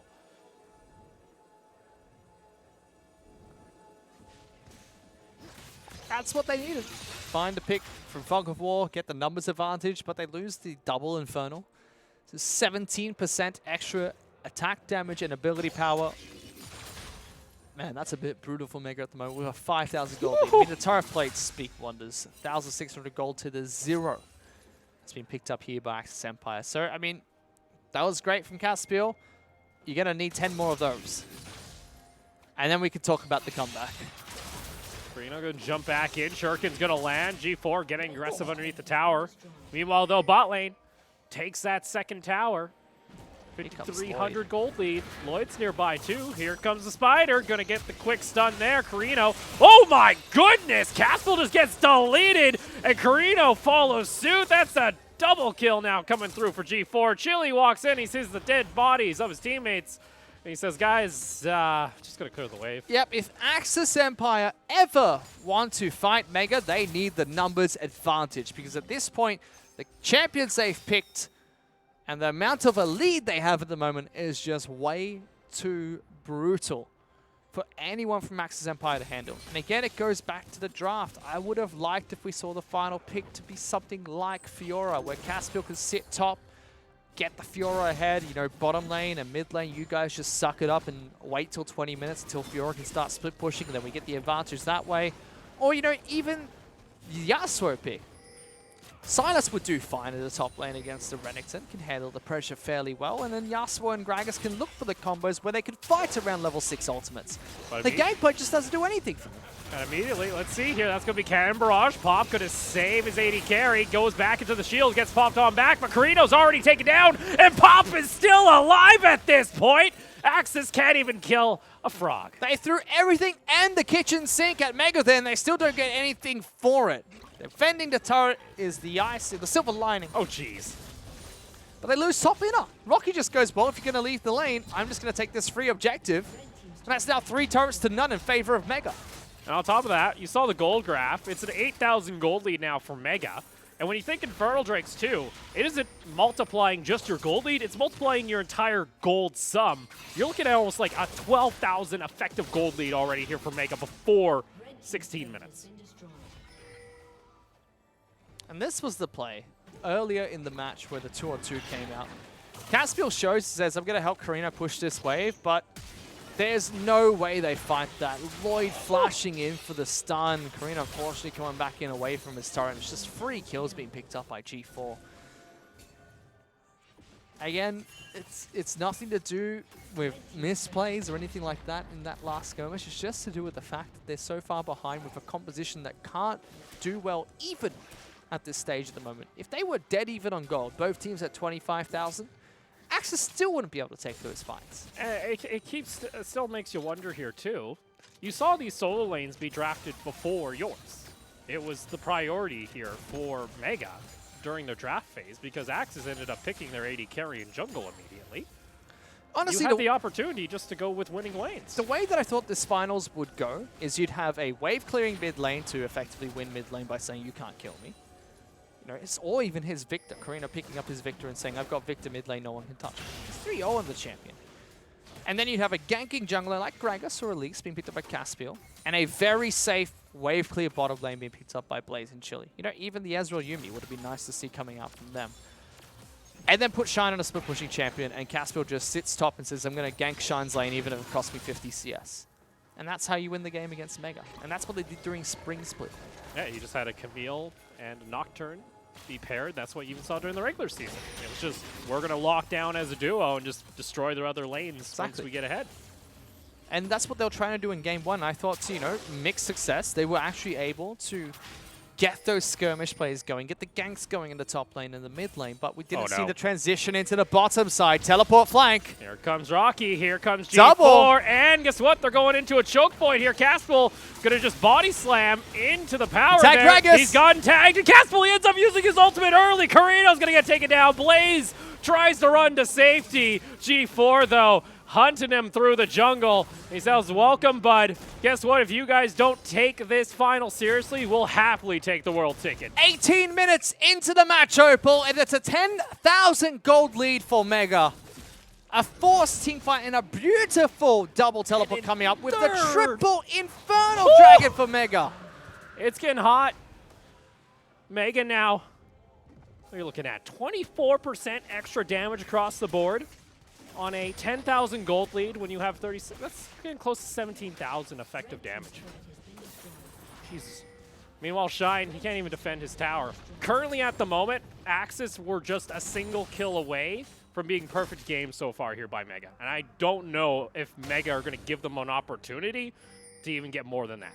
Well, now all Mega have to do with the gold lead they've acquired and the triple Inferno is say, okay, go back to base, spend all the money you have. We have item power spikes. Spear Surgeon, Black Cleaver for Renekton, Gunblade complete for Akali, double items for attack speed on hit Varus. Now all they have to do, pick up control wards across the board. You can see it, 1 for Elise, 2 for Akali, 1 for Daeul, 1 for Pop. Go pick up those control wards, get your stopwatches if you need them. 3 being picked up already by Akali, Pop, as well as the Renekton. And just set up vision around Axis's red side jungle. Take the red buff, take every single Raptor camp, and just make sure you can watch where they go. Meanwhile, you park Rocky in the bottom lane for pushing against Shine, making sure he keeps Gangplank in vision because his teleport's not up, so he needs to cancel Shine's teleport if he tries. And the whole time, you just use your squad rotating around this red buff looking for a pick. Oh. If you don't get a pick, go towards Baron where you take it so quick. And it is a Whoever dark walks up, he's jungle. dead. Jilly, you can't be that close. And boom, there goes your Rakan. There's That's your it. engage. There's your Baron. That's all you have to do. The control wards are placed down perfectly. Raptor camp, red buff just towards Baron. And then you have one over by the Pixel Brush as well. Now with the attack speed on hit, Varus, who has a Rage Blade, mind you, walks into the pit and says, you know what? We're just going to try and take this as quick as possible and force Axis to make a decision. How are you going to come to this fight? no, Red team Caspial. becomes mid lane. Can't be there. You got Carino coming nearby, who has a Kench ultimate, by the way. That's the dead Gragas. Gragas can't even come for this fight anymore. He's 3 hits away from dying. I like that. Because of that on-hit build, here we go. They're going to try and make a miracle play here. Caspial has to get over the wall.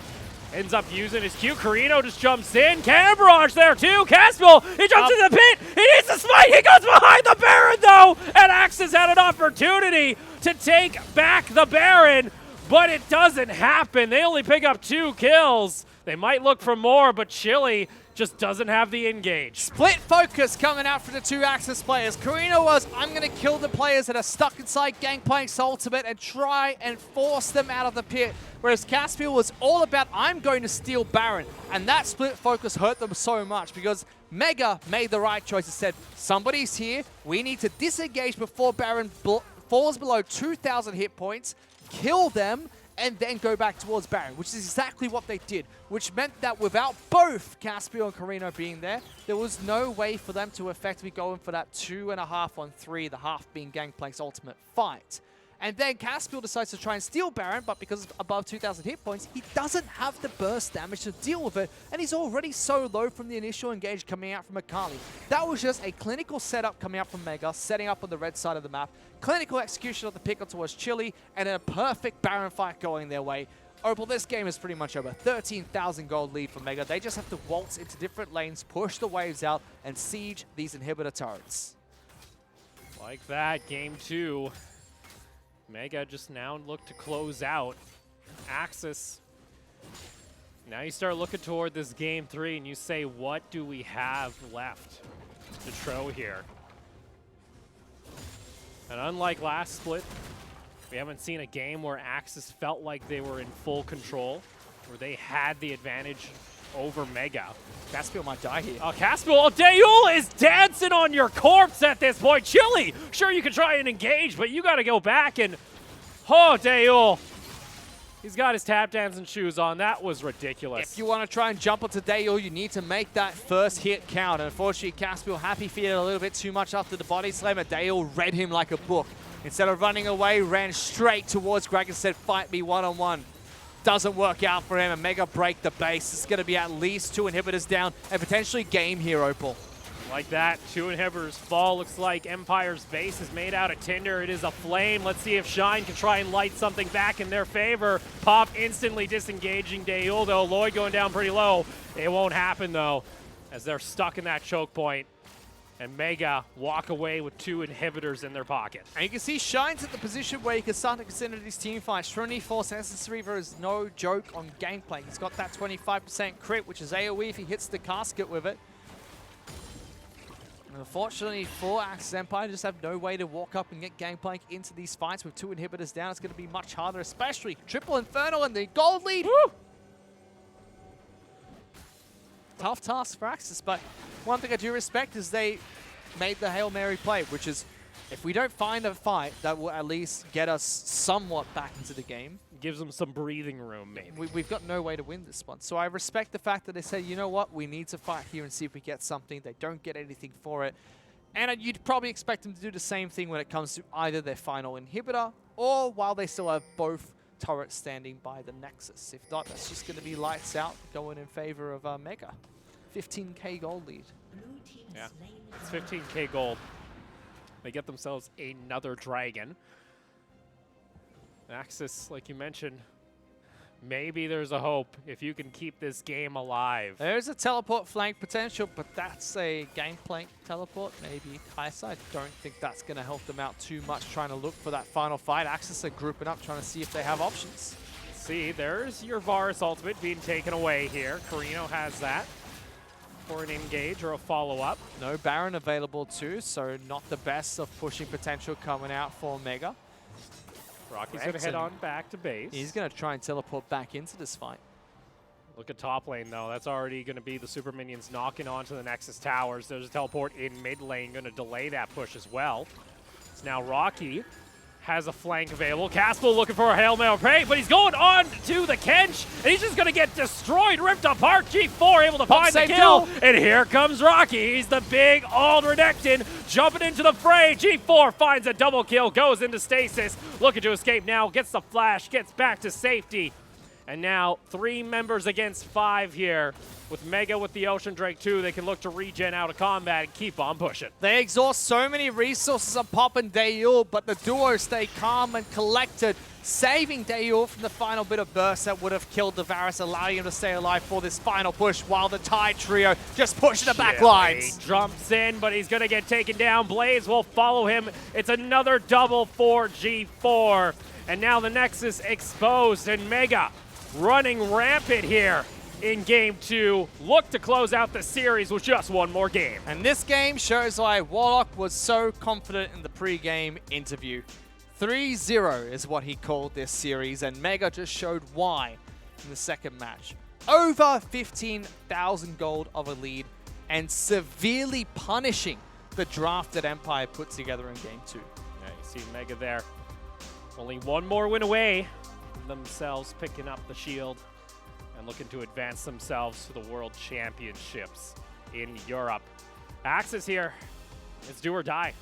You come now into game 3, you look at your draft in game 2 and you say, all right, we had no winning lanes. What else do we got? Well, they've been in this position before, Opal Spring Split. Although their game 1 in Spring Split looked a lot better than their game 1 in Summer, game 2 was a complete smacking coming out from Mega. Then they picked Jack's top for Shine, and he was almost able to take them to victory, unfortunately throwing at red buff after they taken down all the inhibitors for the side of Mega and losing game 3 there. But they've had their backs against the wall as well. And every single season, Axis Empire don't have anything to prove here. Coming to the grand finals is already a statement itself. Season 1, knocking Resurgence out of the Singapore-Malaysia qualifiers to be the team in the top 4 in the LST. Then knocking out Liab to get to the grand finals to face Mega, putting up a great show in the best of 3, falling short to Mega. Then come to the summer split, disappointing regular season coming out from Axis Empire, but they go into playoffs and upset Detonator, upset win eSports to get into the grand finals against Mega. Fortunately, now they're at the real test. What do they have left in the Best of 5 series to do what they did in spring? And this was just the lights out moment. This is where Mega said, you know what, we're done mucking around. This is where you say you all die. We get ourselves our third. It was just beautifully set up. Both teleports available for Rocky as well as G4, teleporting deep in the back lines while Axis were trying to take back some control, pushing for mid lane turrets. And when you get that big of a flank with that much of a lead, it's going to be very difficult for Axis to defend from 2 fronts. The back line pushing in, the front line coming in with a flank. 18,000 gold was the lead coming out for Mega. And again, it was only 3 kills away from being a perfect game here by Mega in our grand final. You see those damage charts. Well, you know what? That's what happens when Shine is able to just, use his cannon barrage on a wave, and sure, he can get some damage done, but other than that, it was non-existent. MVP going to go over to G4 with the 12 KDA on the Akali. Rightfully so, started with the solo kill in the mid lane and then transitioned into great synergy with Lloyd, picking up pick after pick, kill after kill, followed into the massive TP flank where him and Rocky made work of the Axis Empire team. And I think Chili's actually shot himself in the foot twice now. One saying that the bottom lane coming out from Mega is going to be really passive, and the second saying they don't have anything up their sleeve, going to focus on themselves. Well, they had Game Plank up their sleeve, and that very clearly didn't work out for Axis Empire in that last game. So really, just like game one, I think Axis Empire have to go back to the drawing board. What's going on with their draft? Why are they not, one, sticking to win conditions for game one, and then two, what is with this, we're not going to win any lane draft and just rely on the game going to 60 minutes when you're against Mega? It's Mega! You can't do that against Mega. No, Mega's here to play. And unlike maybe Axis, maybe the attitude's just not there too. When you come into your interviews and say, oh, it's only world play-ins. Well, guess what? That's world championship. And Dayul, he was close last year. He's looking to secure it. You got G4, he's looking for his third appearance. Everybody on that roster wants to play. So we're going to go ahead and take a short break, and when we come back, we'll see whether or not Mega can just go ahead and lock in their ticket to Europe.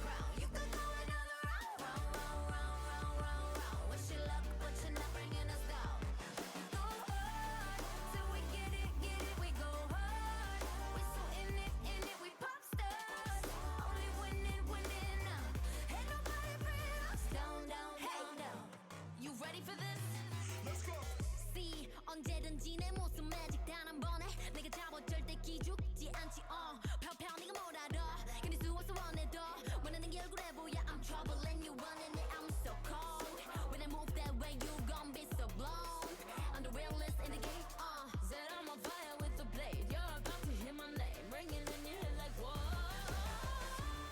so keep your eyes on me now 무엇을 보던 좋아할 거야 we so tough let's get it show you up can you feel the rush now ain't nobody bringing us down down down down down down they could try but we gonna wear the crown you could go another round round round round round round round wish you luck but you're not bringing us down we go hard till we get it we go hard we so in it we pop stars only winning winning ain't nobody bringing us down down down down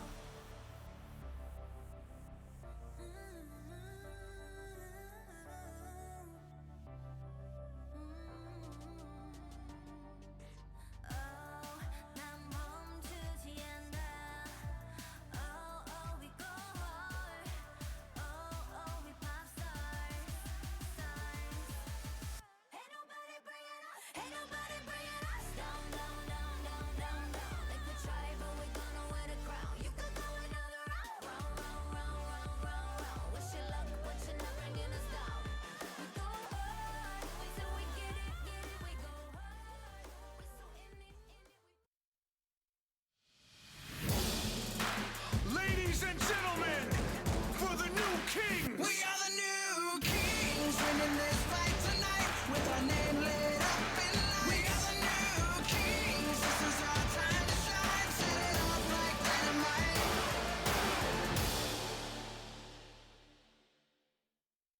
能不被他们打爆就好了，感觉就这样了。因为感觉对自己也不太有信心的那种，希望能跟上他们呗。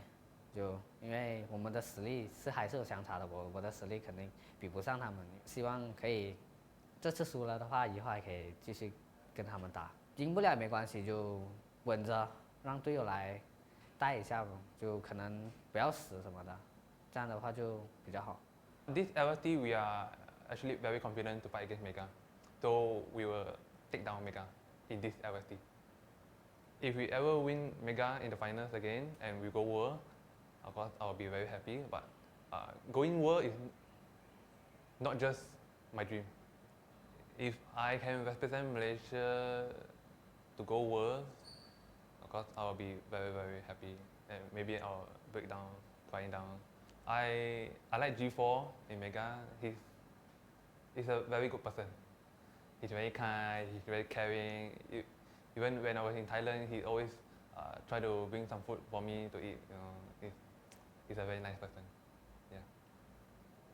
ถ้าดูจากฟอร์มที่ชนะทีมวินมาก็คิดว่าคงเป็นเลนบนเพราะว่าสามารถเอาชนะเลนบนของวินได้แบบขาดลอยเลยก็เลยแบบกังวลนิดนึงว่าอาจจะฟอร์มเขาอาจจะดีโอกาสชนะรอบชิงผมคิดว่าน่าจะเกือบ 100% เลยถ้าพวกเราแบบไม่เล่นแบบพิเรนกันเองอะไรอย่างเงี้ยครับส่วนที่เวอร์โอกาสที่จะชนะก็ยังไม่ค่อยมั่นใจเท่าไหร่ครับ Well, Mega are not playing around here in this series. Now 2-0, game in hand to take home LST Championship and also make their way to Worlds. That's right. And you can see the disparity between two teams. I mean, lots of humility coming out from players like, you know, Shine and even Chili from Access Empire saying they're not very confident. They think Mega is a much better team and they're just happy to play in the finals. Whereas players like Gaspiel saying I'm very confident.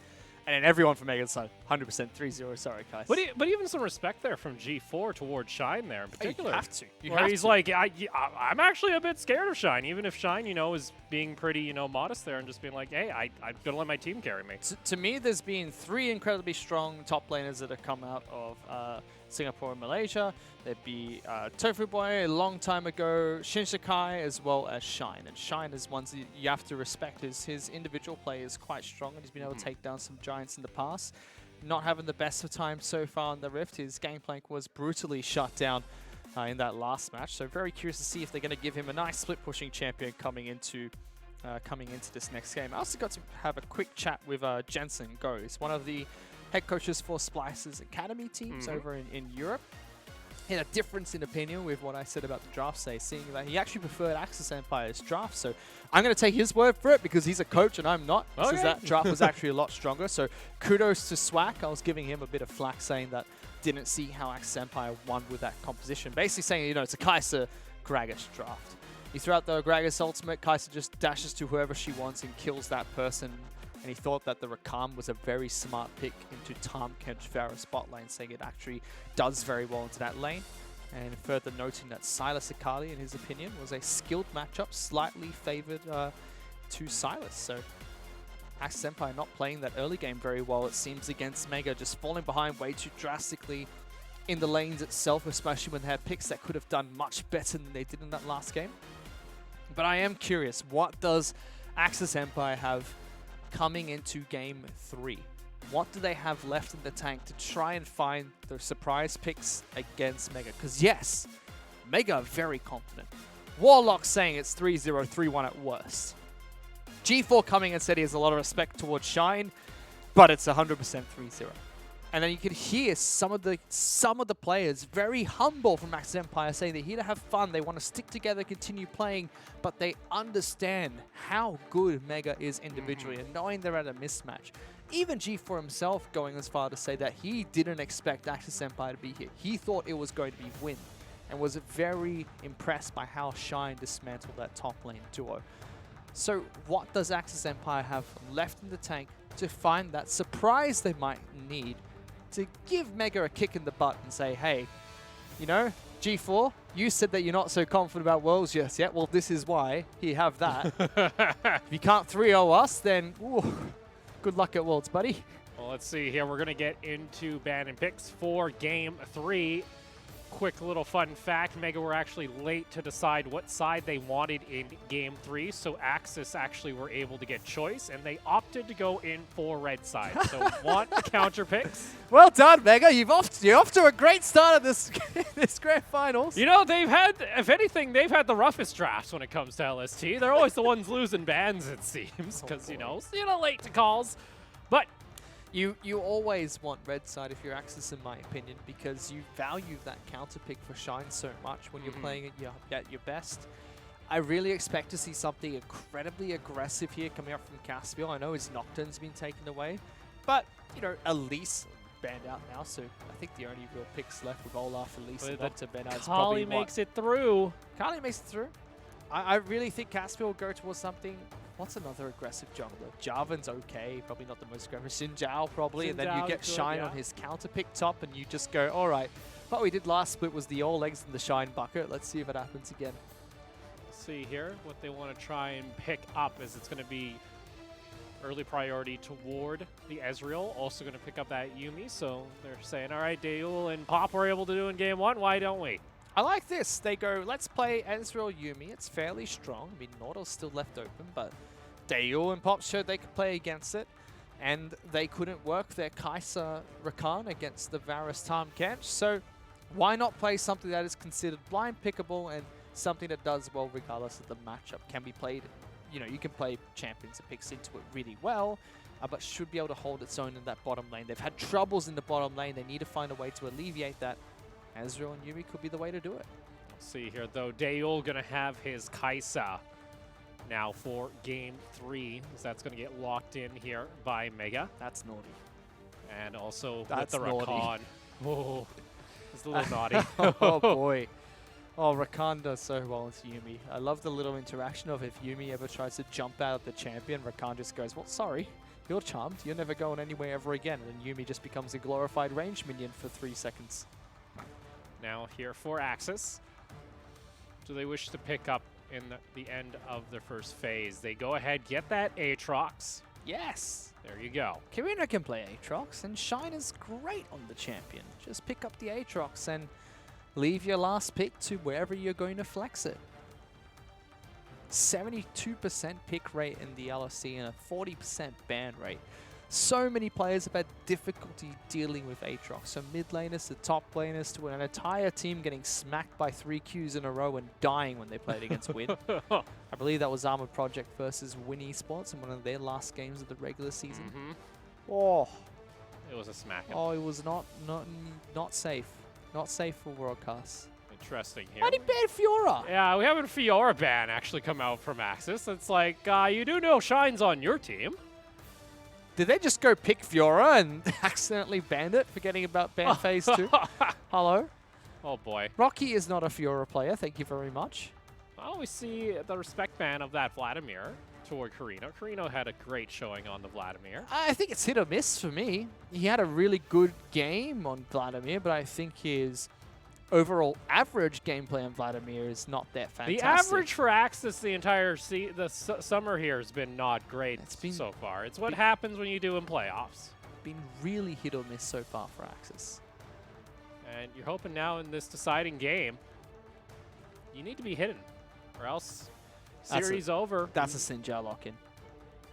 You ban Jarvan here, I think the early champion Caspiel goes towards a Sinjar unless he wants to go back on his Kha'Zix once again.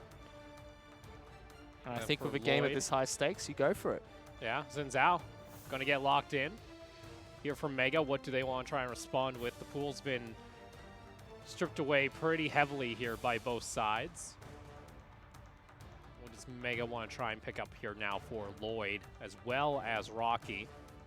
There's still that opportunity for the counter pick for Shine if they decide to throw that Aatrox into the mid lane for Axis. I think we'll see a surprise Victor here for Carino. He'll just be like, give me my Victor, please. Here we If go. it's going to be the last game, give me my Victor. Irelia going to get locked in for the side of Mega. Mega always find these top side drafts. It just looks so brutal to play against. Akali Irelia already. Yeesh. Let's see. Oh, do we see a Skarner? no! There it is. What Gets is this, locked Lloyd? in. Lloyd being spicy here in last game of possibly the series. Dale called him a potato, so he probably He's just like, hey, decided you to know play what? the I'm going to play potato champion. Skarner just to prove you wrong. It's proving it right. Play the potato champion. Press R and drag him backwards. That's your job, but Lloyd. Thank you very much. All right, Axis. We'll see Shurima rise again for Axis as they try and rebuild their empire. Carino in the mid lane going to lock that in as their game 3 pick. Drafts now locked in. Fish, you look at these. What are you favoring? I'm actually liking Axis' Empire's draft for once. I think they've got some strong aggression top side. The control mage and mid of Azir will be able to wave clear fairly effectively against the Akali. And with the Skarner being picked up, Axis Empire have some good dueling threats. Skarner can provide some decent damage in the early game and a good CC stun to boot with the mobility assisting him, but the raw damage that comes out from Aatrox Sinjar is something you have to be frightened of. And Ezreal as well as Yuumi bottom side should be able to hold their own, but I do think, unfortunately, with the Kai'Sa Rakan pick coming out for Mega side of the map, they're going to be able to shove them into the turret once again. I think it's going to be a repeat of the last 2 games, bottom side of the map, but we'll have to see if now Caspiel and Shine can put on their big boy carry pants and work around top side of the map a little bit more than game 1. We'll see here. Mega needing only the single victory to hoist the trophy and make their way to Worlds. We'll see as we load on in.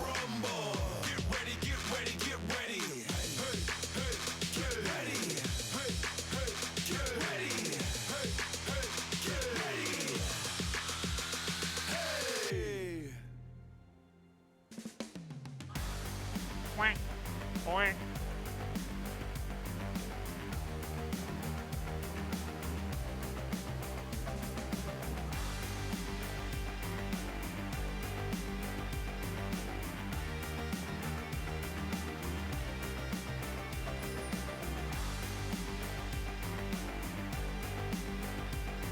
Welcome to Summoner's Rift.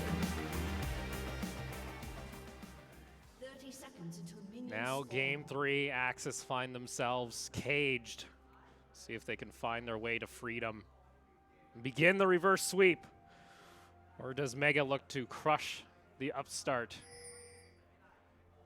and make their second international appearance this season? Disappointing first appearance for Mega, so they're definitely hungry to try and make their way back to the international stage. You know, we have a new roster of Daeul joining the fray. Lloyd is the jungler for the team. Warlock now as head coach. making their way internationally and proving themselves on the world stage this time. As Axis back against the walls, they've already proven to the world they're capable of going to back-to-back finals. Nobody expected them to get there either time, but they did it. If they want to try and make the run go for a bit longer and have that shot, that chance to make it to the World Championship for the first time for Malaysia, they would have to pick up the game here to try and send it to Game 4. And the only time Malaysia's ever won an international game was in Hyperplay Singapore, where they were able to upset Vietnam for the win. And it was a big upset. I mean, one of the shoutcasters from the GPO, the Chris man, said that he would eat a shoe if Vietnam lost, which they lost. He still hasn't eaten a shoe, by the way. Subtle call out coming out from Fish. It's been over a year. He wants to see the shoe. Yeah, when shoe? Come on. When shoe. But if there's ever a time to reference a Malaysian Cinderella story, that was the time. Zoravecki, one of the best Malaysian players we've seen in the longest time. He's played in the LMS as well. He was a part of that roster.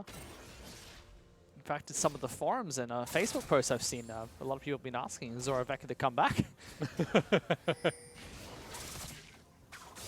See he here. played last split. He was fantastic. Yeah, he was. He was here in his last split.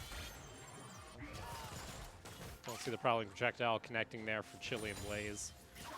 Let's see Pop already in a nice little harass there. Yumi just doing Yumi things though. Sees the harass coming through, gives Blaze the big old shield. But you just see the difference. Dale and Pop ever so aggressive even when they're up against the Ezreal Yumi, making sure they push their advantage. There's just a presence in the lane while they're down there. Even in a matchup, you know, where that Rakan early on should still get a decent chunk of damage put back onto him.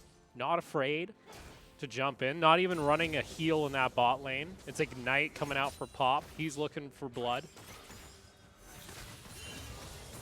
Whereas Blaze and Chili just want to try and farm up here. Also makes more sense. 80 carries going teleport in all the matches so far. Ooh, Rocky. Nice.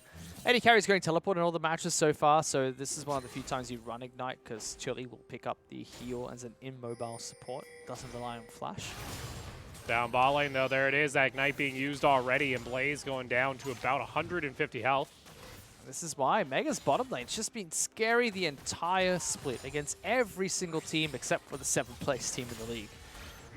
And they're showing why again when they play against Blaze and Chili, just keeping them under control in this bottom lane. And it's been a newfound threat for the Thai roster. Pop and Dayul having a fantastic season, and Pop having 2 fantastic seasons now. Well, I think that's when you look at the matchup as a whole. There's just so much veteranship coming out of Mega here at this point. You got this Thai trio, been to the world stage time again. And really your only difference is the amount of international experience that Mega has. Remember that a few of these players were from Bangkok Titans, who historically lost 36 games in a row when they first started the GPL. And these Axis Empire players, Caspiel, Karina, they've been around long enough to understand that that was the history of the Thai server. And, you know, Malaysia, they never really had their kickstart. They were always in the shadow of the Singaporean region until recently, where they really stepped up. I think the takedown of Resurgence last split was really the big, you know, the big standout moment where I was like, well, now definitely Malaysia is the #1 between the 2 servers. But they've never really had that international experience. They've never gone to an MSI, a World Championship, barely even, you know, a Rift Rivals play, where we actually saw KLH for the first time go over to Rift Rivals. Had the last Southeast Asian Rift Rivals over in Australia, Sydney, Australia. So then you just look at the rest of the team, international experience all around, but they're going for a big 5 bot. Blaze decides to go back in with the Arcane Shift, has to flash away. And Dayul and Pop, even that Seeker going to connect from Dayul. Bit of preemptive flash for my liking coming out there from Dayul, from Blaze. Forced Chili to dash back straight away, which means Dayul can throw out the Prey Seeker and get a little bit of extra damage. Is it Prey Seeker? That's Rek'Sai, isn't That's it? Rek'Sai. What's the W? It's a Void Seeker. Void Seeker, there we go. G4 hits level 6, but meanwhile, Carino does the same in G4. Oh, Casto! Auto attack! Oh, it's first blood onto the Xin Zhao caster minion MVP. Once again, LST caster minions coming up clutch this time for Axis Empire. The aggressive play in the mid lane works out for Axis, and they get first blood into G4. Finally, things looking good for Axis in the early game. And with just that extra little bit of hope, friendship possibly on their side from the minion, coming out clutch, able to secure the kill on the G4. And that allows Axis Empire to strike first, securing a 700 gold lead. Gives a little bit more pressure, Lloyd. I see the Scorpion. Sees the Scorpion. Decide to back off here, as Scuttle's going to be trying to be the priority here. We'll see if Lloyd wants to try and interfere. Be walking into a 2v1. He does have the Recon nearby. They might just turn their attention back toward Blaze. This is the problem when you pick up a Skarner in the jungle. The first 6 levels, you're not as effective at ganking, but Lloyd hits level 6 from lane experience. Oh no, Blaze. Here He's he walking comes. forward. Hello, he gets over to safety. There's the flash forward, and no flash available on the Ezreal means Blaze will fall as Dayul picks up his first kill. Yeah, and as much as Xin Zhao's able to work wonders in the first 6 levels of the game, if you're Rek'Sai that power farms to 6, you just flash with someone who doesn't have their flash, and it's a free kill no matter what lane you go into. Lloyd tanking some lane experience to take over to that level 6 mark for that cheeky play, and Axis just caught with their pants down, no wards in the bottom lane, not able to spot it out. So far, so good here. And Mega are able to respond back after that first blood being dropped by Mega. Shine up against Rocky in the 1v1, pops the ultimate. Vanguard's Edge used by Rocky, decides not to continue though, as Shine could look to try and heal back up. Rocky showing that Shine's not the only one that understands the Aatrox matchup in the top lane. Immediately picks up the Executioner's Calling as his first item, which means when Shine gets his level 6 and the power spike that gives him all that healing in his ultimate, Execution Calling cuts it in half, making it not as effective. He's able to go toe-to-toe in these fights. Both top laners exchange ultimates. But in a prolonged fight, you're going to have to give it to Rocky now. He's got the Conqueror, whereas Shine's really gone for Grasp of the Undying. So more sustained, but not the best extended skirmishes here for the Aatrox. And Shine's actually been practically only running Grasp this series. He's often the guy who goes for the solo kills. Most solo kills in LST, just behind Shadow. He's got one against Rocky. Yeah. Opting to just be more passive, kind of goes in line with his thoughts before the game there, you know.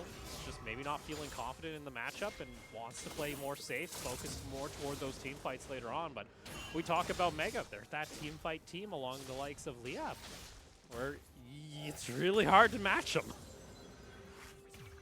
Look at this play from Mega. They're going to go in. There we go. Blaze going to get hooked up. And Dayul, he doesn't care if the final chapter's used. He'll just go on the other side. And Blaze gets taken down. Pop's going to get the kill. Teleport going to come in from the side of Axis. Lloyd is there, though, so they have to back off immediately. Look at this, though. Axis, they say, okay, if we're not going to be able to get a return kill, we're going to go ahead and try and focus down the first dragon of Game 3. But you can just see the difference between Kai'Sa being played by Dayul and Kai'Sa being played by Blaze. Already level 6 hits. Dayul says we got to go for a kill. Press the attack, dive into the back line. Free kill towards Blaze, even without the jungler coming down. Super well played coming out from Mega's AD carry and support. Another 20 CS lead, another 1 bottom lane without too much jungle pressure. For the first time, we actually see Lloyd giving them a single kill to start that one. Mega, although losing their mid lane very early on, or G4 getting ganked very early on, they're still in firm control of this game. 10 minutes in, 1,000 gold lead. And there we go, Dayul going to head back to base. And again, that experience, that skill gap, it just seems to be there in this bot lane. We haven't really mentioned, though Dayul not on the international stage as far as MSI or Worlds, has played and Rift Rivals before, so does have that international experience interregionally. Rift Herald has spawned. We'll see whether or not Mega want to try and rush that. Pop's already making his way up toward the top side of the map. We'll see. Caspel spots him out and try and get rid of the ward coverage being laid down. You do have Shine coming down, so Pop should be able to get back to safety. Just trying to contest here for the Scuttle. So it is secured in the end here by Axis. Top lane actually be showing here from the side of Axis. There's a lot of priority being put up toward the Rift Herald. Blaze's teleport is not quite off of cooldown just yet, so he won't be able to just immediately go back bot for all the CS, so sacrificing a big wave. in order to get Blaze in this team fight. Lloyd, here comes Rocky, though. 2 teleports going to be popped. Vanguard's Edge is on to Shine. 3 members walk through. Caspil wants to go back. Shine gets over to safety, and Axes are separated. Now Pop and Rocky caught in the middle. Carino comes in with the Emperor's Divide. Shine gets taken down on the backside. Mega, though, running for the hills onto the top side, but here comes Dayul on the Kaisa, able to help find one. Dives into the back line with the Killer Instinct, and Carino now the next target. Chili gets back to safety underneath the tower. But it's just 4 kills. For how long, in Opal? favor For of how Chili. long? He's got nowhere to run. The kitty's down. It's the ace for Mega in game 3. What a big fight coming up from Mega. It was Axis are trying to set that one up proactively, even bringing Blaze and Chili from the bottom lane. Not only did they lose the fight, they lose all that experience bottom side of the map. The only thing they get from that was a Rift Herald, and Mega just play it beautifully. Collapsing on the right target, separating G4 so he has a single target he can assassinate. All the way down to Rocky, blocking skill shots for his low health team members to turn when Kaisa was in range and when key abilities were back off of cooldown. Beautiful stuff coming out from Mega. And with that, first break gold gonna go over to Mega. They actually even leave that for Rocky in top lane, realizing Dayul's already got such a massive advantage. Might as well give some gold over to that Aurelia as well. Meanwhile, mid lane, Axis are going to try and knock down the first tier tower. Lloyd taking a decent chunk of damage. That's True Shot Barrage coming out. It's going to force out a flash. Shelly still walking away on toward that tower. Here he Rocky comes. towards the Rocky. side, though. Doesn't have Vanguard's Edge, so he can't go for the marked targets. In the end, though, Shelly gets taken down. Turret's still standing here for Mega. Well, they get some damage to the mid lane out of the turret, but that's all they get with their Rift Herald push, and we see that fight again. Double teleport will come in from both Dayul as well as Rocky. Rocky even goes back to base to replenish his health mana and pick up a final item before committing. Then it's just a matter of this team is locked inside this pit. Pop gets a beautiful 3-man charm. And from there, Shine's forced to separate. G4 gets that single target, so he gets the kill. And then it looks like it's going well for Axis. But Dayul's just timing it to wait before they commit to dive into the back lines. Pop goes down, and as soon as Axis disengage, there goes Dayul for the cleanup. It's just simple plays at the end of this. Beautifully executed come up from Mega. They're going again, Opal. It's not over just yet. Caspiel trying to run to safety. Emperor's Divide. He's burned, and Caspiel will survive. G4 looking for it, though. Finds it with the active on the Gunblade. That'll be another kill. Exhaust finally going to be used here. Lloyd still hunting, but he gets back to safety. Meanwhile, Rocky solo kills Blaze in top lane. 4,000 gold of a lead being picked up by Mega. And Blaze, my friend, my buddy, you've got no business being in the solo lane against either Akali or Irelia or even Kaisa at this point. You need your Yumi next to you and a few other people there too. Uneven mismatch fight being picked up by the Dragon Pit coming out there from Mega. Although Axis gets some nice turret plates for themselves using that Rift Herald, unfortunately the lead is just way too large at this point in the game. See here, G4 gonna shuriken away, gets a little bit of damage in the mid lane, but overall it's a 4,500 gold lead. Mega looking to add on top of that here with the second tower in bot now being taken. And Dayul gonna get even more gold into his pocket. 3-0-4 with a 30 CS lead. Carino in this mid lane has been able to find opportunities though against G4, but the rest of his team is crumbling around him. I mean, Carino's been able to farm 135 CS in this mid lane, 2 assists in a single death. He's been able to do fine. He was even able to contribute to the kill that Caspiel died for very early on in the match. But unfortunately, Azir really needs to scale. Oh, Blaze. Oh, no. Blaze, Friend. this is what happens when you're down 3 Friend, levels. you had a ward there. What? There was a control ward in that tri-brush, Blaze. Buddy. Oh, boy. Well, the whole time he's in stasis, Rocky's like, great, more time to farm these minions. Thank you very much. And he gets his passive stacks and then just rips them apart more. Oh, no. Oh, yikers. Whoops. That. Mistakes were made. A lot of mistakes have been made here. And let's take a look at the gold graph. 6,000 gold we're creeping on for Mega before 20 minutes. And you heard during that interview, all they need to do, not make any mistakes. They do that here. They should be booking their ticket to the World Championship. Dayul also now picks up his Rage Blade on top of Berserker. He's got like 3 items in his pocket already before 20 minutes. And this scares me thinking about the World Championship. No, sorry, it doesn't scare me. Scare me is the wrong word. This gives me some hope going into a World Championship if Mega become the representatives. One, the only thing that changed about their roster was Dale going into AD carry, Lloyd in the jungle, and then Warlock as a coach. These are all great changes in my opinion. Team looks really solid. Axis made some great changes themselves. Shine starting in the top lane. The only real difference is Blaze coming as an AD carry. Chili was Zaire from the last split. The entire time I thought it was Zaire's brother, but they're identical twins, and I keep mixing the two up. And I was told Zaire went to university. There's some name change coming out for Chili there. And you just compare this match to last split's grand finals. It's night and day. In last split, game 1 and game 3, Axis looked like they were going to take that decisively. And it was fighting tooth and nail for Mega to find their way back into those games. But these past 3 games, this match point included, have been complete stomps coming out from Mega.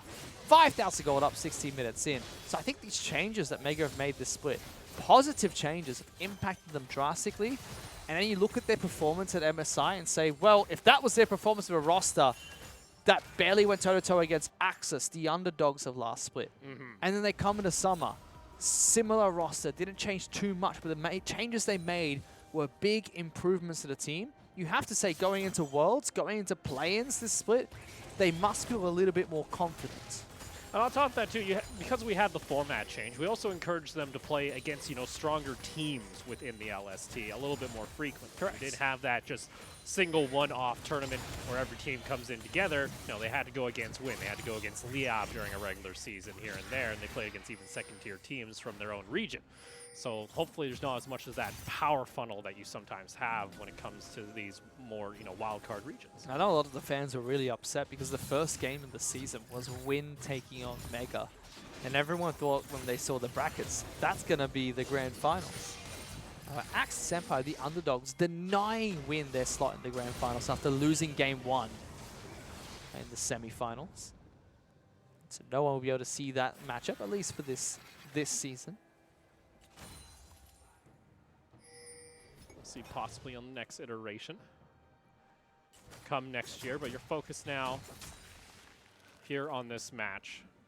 If you're Axis, what do you have to do to try and force now a game 4 when you're looking at this situation? Oh, you've got to find a pick using the Yuumi Sinjao comp. And it's actually really strong. Sinjao puts out his ultimate and now no one can attack him beyond that ring. And Yuumi just such a good champion to play around that ability, throwing out the ultimate to lock people down just outside of range, or potentially keeping people outside of the ring so Sinjao can assassinate one target. You really want to try and find one player out of position, but it's just so difficult. Who are you trying to attack? Aurelia is almost untouchable, has the Trinity Force complete. Akali is almost untouchable as well. Incredibly strong at the moment. Yeah, this is pre-nerf Akali because we are on 9.116, so ultimate hasn't been nerfed. Oh, they didn't actually hit G4 there. Now they're going to see the shadow.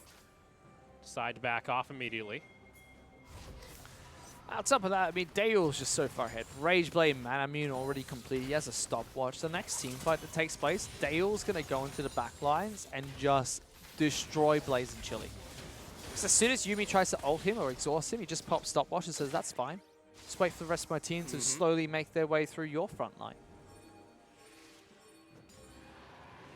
Or potentially even he can start a fight in the back lines, and if he gets caught out too far, stopwatch, and then dive into the back line himself.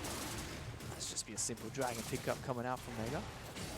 Find themselves Mountain Drake, second dragon for them this game. They're picking up a Cloud Drake earlier. Axis want to try and use this opportunity to try and force this mid lane tower down, so get a little bit of control back into the midsection of the map. As our Baron now joins us at 20 minutes. That's the right move. You back away. You don't really have an opportunity to take Baron here, so you give them the Mountain Dragon and you push for an objective yourself. This is actually not too bad for Axis. If they can see the gold themselves, they understand it's just 2 players with 2,000 gold lead each, so if you can somehow obliterate Rocky and Dale, you suddenly have a very even fight on your hands. But saying that is one thing. Actually achieving it is a whole other. You can see the difference between Daeul's Ezreal and Blaze's Ezreal again. Daeul going for the Trinity Force, going for the damage. Blaze forced on towards the Sidespawn Gauntlet. Vision coming out from Axis, going to try and line their jungle for some safety. Avoid being picked off themselves. You can see though, Daeul also looking to build toward that Nashor, so going to have a bit of burst added into that kit as well. Yep, and that's exactly what you want with this build. Mana Immune, when it stacks up to Mirror Mana, all 5 procs apply on Kai'Sa's Q. Then Rage Blade makes your passive stack twice as fast, and your passive dealing ability power damage. Gives you more damage when you stack it twice as fast going towards Nashor's Tooth, giving you the attack speed to stack it faster as well. And furthermore, just amplifies so many of our other abilities. So her W being a nice big nuke when you get ability power. And then her dive potential is so much stronger too because of how her ultimate scales on ability power, giving her a bigger shield. So it's just such a strong burst, dive, heavy build that Kai'Sa players have found for themselves. Very unorthodox when you think about any other character in League of Legends. Mana Immune and attack speed doesn't really mix. With that, they're going to keep on pressuring this mid lane. Blaze actually going for the Iceborne here, so... And this is the power spike. Mirror Mana is complete for Kai'Sa. This next team fight is going to be brutal. She can dive into the back lines. Whew. Even get a tag there, that gets Blaze down 300. Big one here for Axis, whether or not Carino can survive during these fights. You're really hoping for this Azir to carry. But he can't get caught out. Here's the engage. Double stun from G4. That's just a wombo combo from hell coming through. Mega obliterate Axis Empire in mid lane. Have you ever seen an initiation of Kali? Well, there it is right there. G4 setting up the play for Pop to follow up with the actual crowd control. And Daeul from Frog of War just flies on out to get all those kills. 4 players from Axis Empire dropping like flies. Beautiful setup from Mega. And like that, instantly gonna pop down the Baron as well. And that was just a statement made by Mega with that single play. This has been a statement series from playing against the aggressive early comp to this last 2 games shellacking. G4 sets this up with a Kali's mini stun to allow Pop to come in for the triple knock-up charm. Unbelievable play.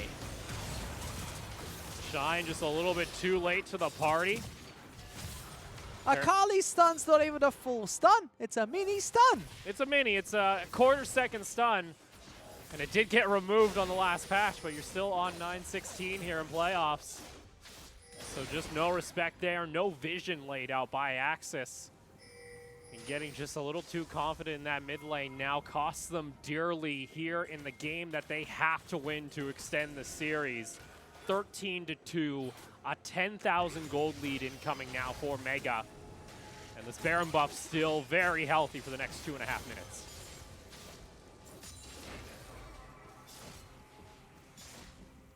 And you can see on the player cams there, Chili getting a little bit heated. And there's your initiation. Tag the target. Blaze only surviving because of Yuumi. True Shot Barrage is going to be laid out, but they just bring back the Xin Zhao into the fray. And like that, too, Ezreal gets taken down by G4. Mega starting to rotate toward top. Yeah, Daeul just sees an opportunity, goes in and almost hundreds to nothing. Ezreal over Yuumi on top of him. Oh, I mean, no. Sorry, Aatrox, you're not long for this world. No revive for you anymore. Short work at the top laner as well. Teleport coming in from Daeul as well. He wants to end this series. He's hungry for Worlds at this point. Wants his ticket to Europe. And now Inhibitor Tower in mid lane falls. Inhibitor will crumble next to it. And Axis, unfortunately, the Miracle Run looks to have been stopped here, short of even a single game win. Now 2 inhibitors down, 25 minutes, a 12,000 gold lead, and a determined Mega. In complete Mega fashion as well, not pushing for the win right here and there, saying, you know what? Our coach just taught us after you take 2 turrets, we go back to base. Which is exactly what Mega have done. They go back and spend all the gold they picked up from this Baron power play. They still have a minute left to work with it. And now they're just going to make their way through either mid lane, top lane, or potentially even knock down all the inhibitor turrets first. But that's as Zonya's being picked up by Kai'Sa. Kai'Sa can literally tag anyone with her Void Seeker. Just dive on in, auto attack a couple of times to get the proc, and then Q as well for all that damage, and they're probably going to die. And you see Rocky. He's got GA at this point. He can turn this, I think. Gets the double stun there. That's going to be QSS being burned immediately there by Cashful, but still, the damage is there. The true. Where did he go? There. They just delete him. Rocky's playing with his food at this point. It's a 1v3. Meanwhile, bot lane's being pushed in. Sure, you can use the Emperor's Divide, but Rocky is insufferable. Here And goes here G4. comes G4 with the Gunblade, and Rocky is just dancing on their graves. G4 triple kill on top. Unbelievable. Rocky just holds them there to Oh, set up no. G4. What is this play? G4 trying to Oh! be fancy, misses the shuriken. Daeul, though, he says, come here, Blaze. If you don't want to go to Worlds, I for sure do. Ace comes through, 21-3, and Mega dominate Spring. Come back here in summer and lock into a ticket to the World Championship in Europe. 3-0 in decisive fashion against Axis Empire. Well-deserved finish coming out from Mega. And unlike the Spring split, there were no hiccups. Wasn't an undefeated split like Spring, but they definitely looked dominant. Only dropping their first series against Win and a single game against Axis Empire. You have to say, some people thought Win were favorites, but over the course of the split, Mega just looked more and more dominant and proved their dominance in the grand finals. And for Axis, the Cinderella story comes to an end here. A 3-0 for Mega, as they are your LST 2019 Summer Champions and will represent the region at the World Championship starting in October.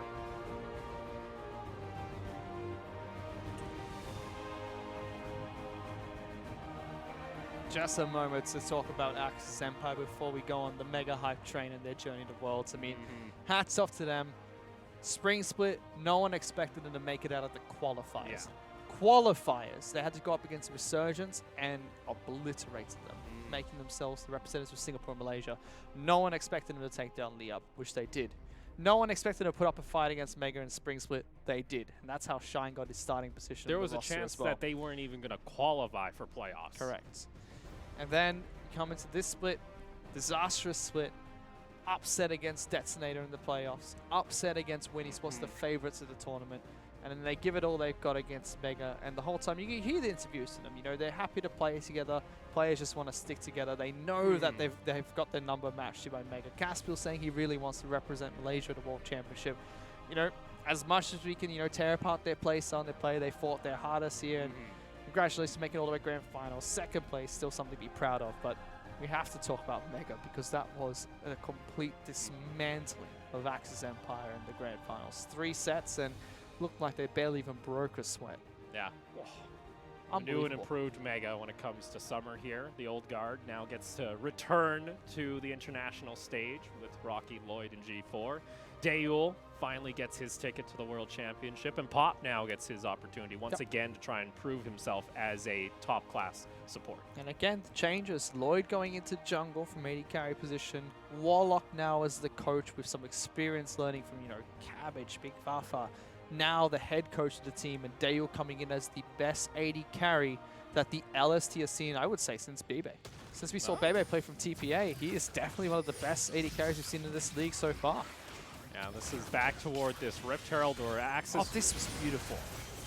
They just tear apart this team fight so well, Opal. Double teleports coming in, keep them occupied. Shine gets split off from the team immediately, and that just means Akali gets a free kill, being able to separate the squad. And then the follow-up is just so clean. Daeul buying some time. Pop and Rocky saying, I need to tank up some damage. Lloyd saying, I need a kite. Just waiting for Daeul to get in, getting that first kill, and then diving in to clean it up. Beautiful play. Nicely done there. That was also the ace coming through as Chili couldn't even hide underneath the towers. G4 hunted him down. He's being sent back to the Poundfish. And that was the early ace coming out from Mega. Why can't we get that last fight? That was brutal. That was 1 on slaughter. 3 coming out from Rocky buying Ty for G4 to get in. Then that cute teleport play between the two places. And he almost got it. it too. He almost got that shuriken at the end. At that there. point, you run towards your colleagues. You can't cancel Yeah, you teleports can't cancel anymore. teleport anymore. I don't. Maybe forgot about that. Been a while since it's like the, the runner between the two bases in baseball. You don't know where you go, and you feel like you're lost there. But damage shows that Daewoo and Rocky coming in huge this game. Insurmountable gold lead. And it just didn't feel like there was any life there left from Axis, as Pop are going to be your MVP for Game 3. Yeah, some people could argue that G4 set it up really well, and he had that fantastic mini stun play, but Pop was just clinical in today's match, setting Daewoo up for success and capitalizing and punishing every single team fight they said. No matter if he was initiating, they were initiated upon, or if it was G4 jumping in with a mini stun. Well played from Pop, and I'm excited to see him return to the international stage. Again, last split was his first split with the team. He now has one underneath his belt, and now he's ready for his second international appearance. Yeah. Again, rocking his Rakan, looking good like he did some of the days back in Korea. No more emergency trips to the more. hospital. No more emergency trips at all. So for that, Mega get themselves locked in, and they'll be joining these teams you guys see. All the teams finally qualified.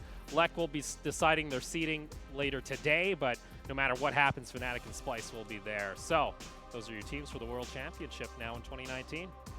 And there are some stacked rosters they're going to have to go up against. They have a climb to go through. Of course, they have qualified for only the play-in stage, but you have to start somewhere. And you know what?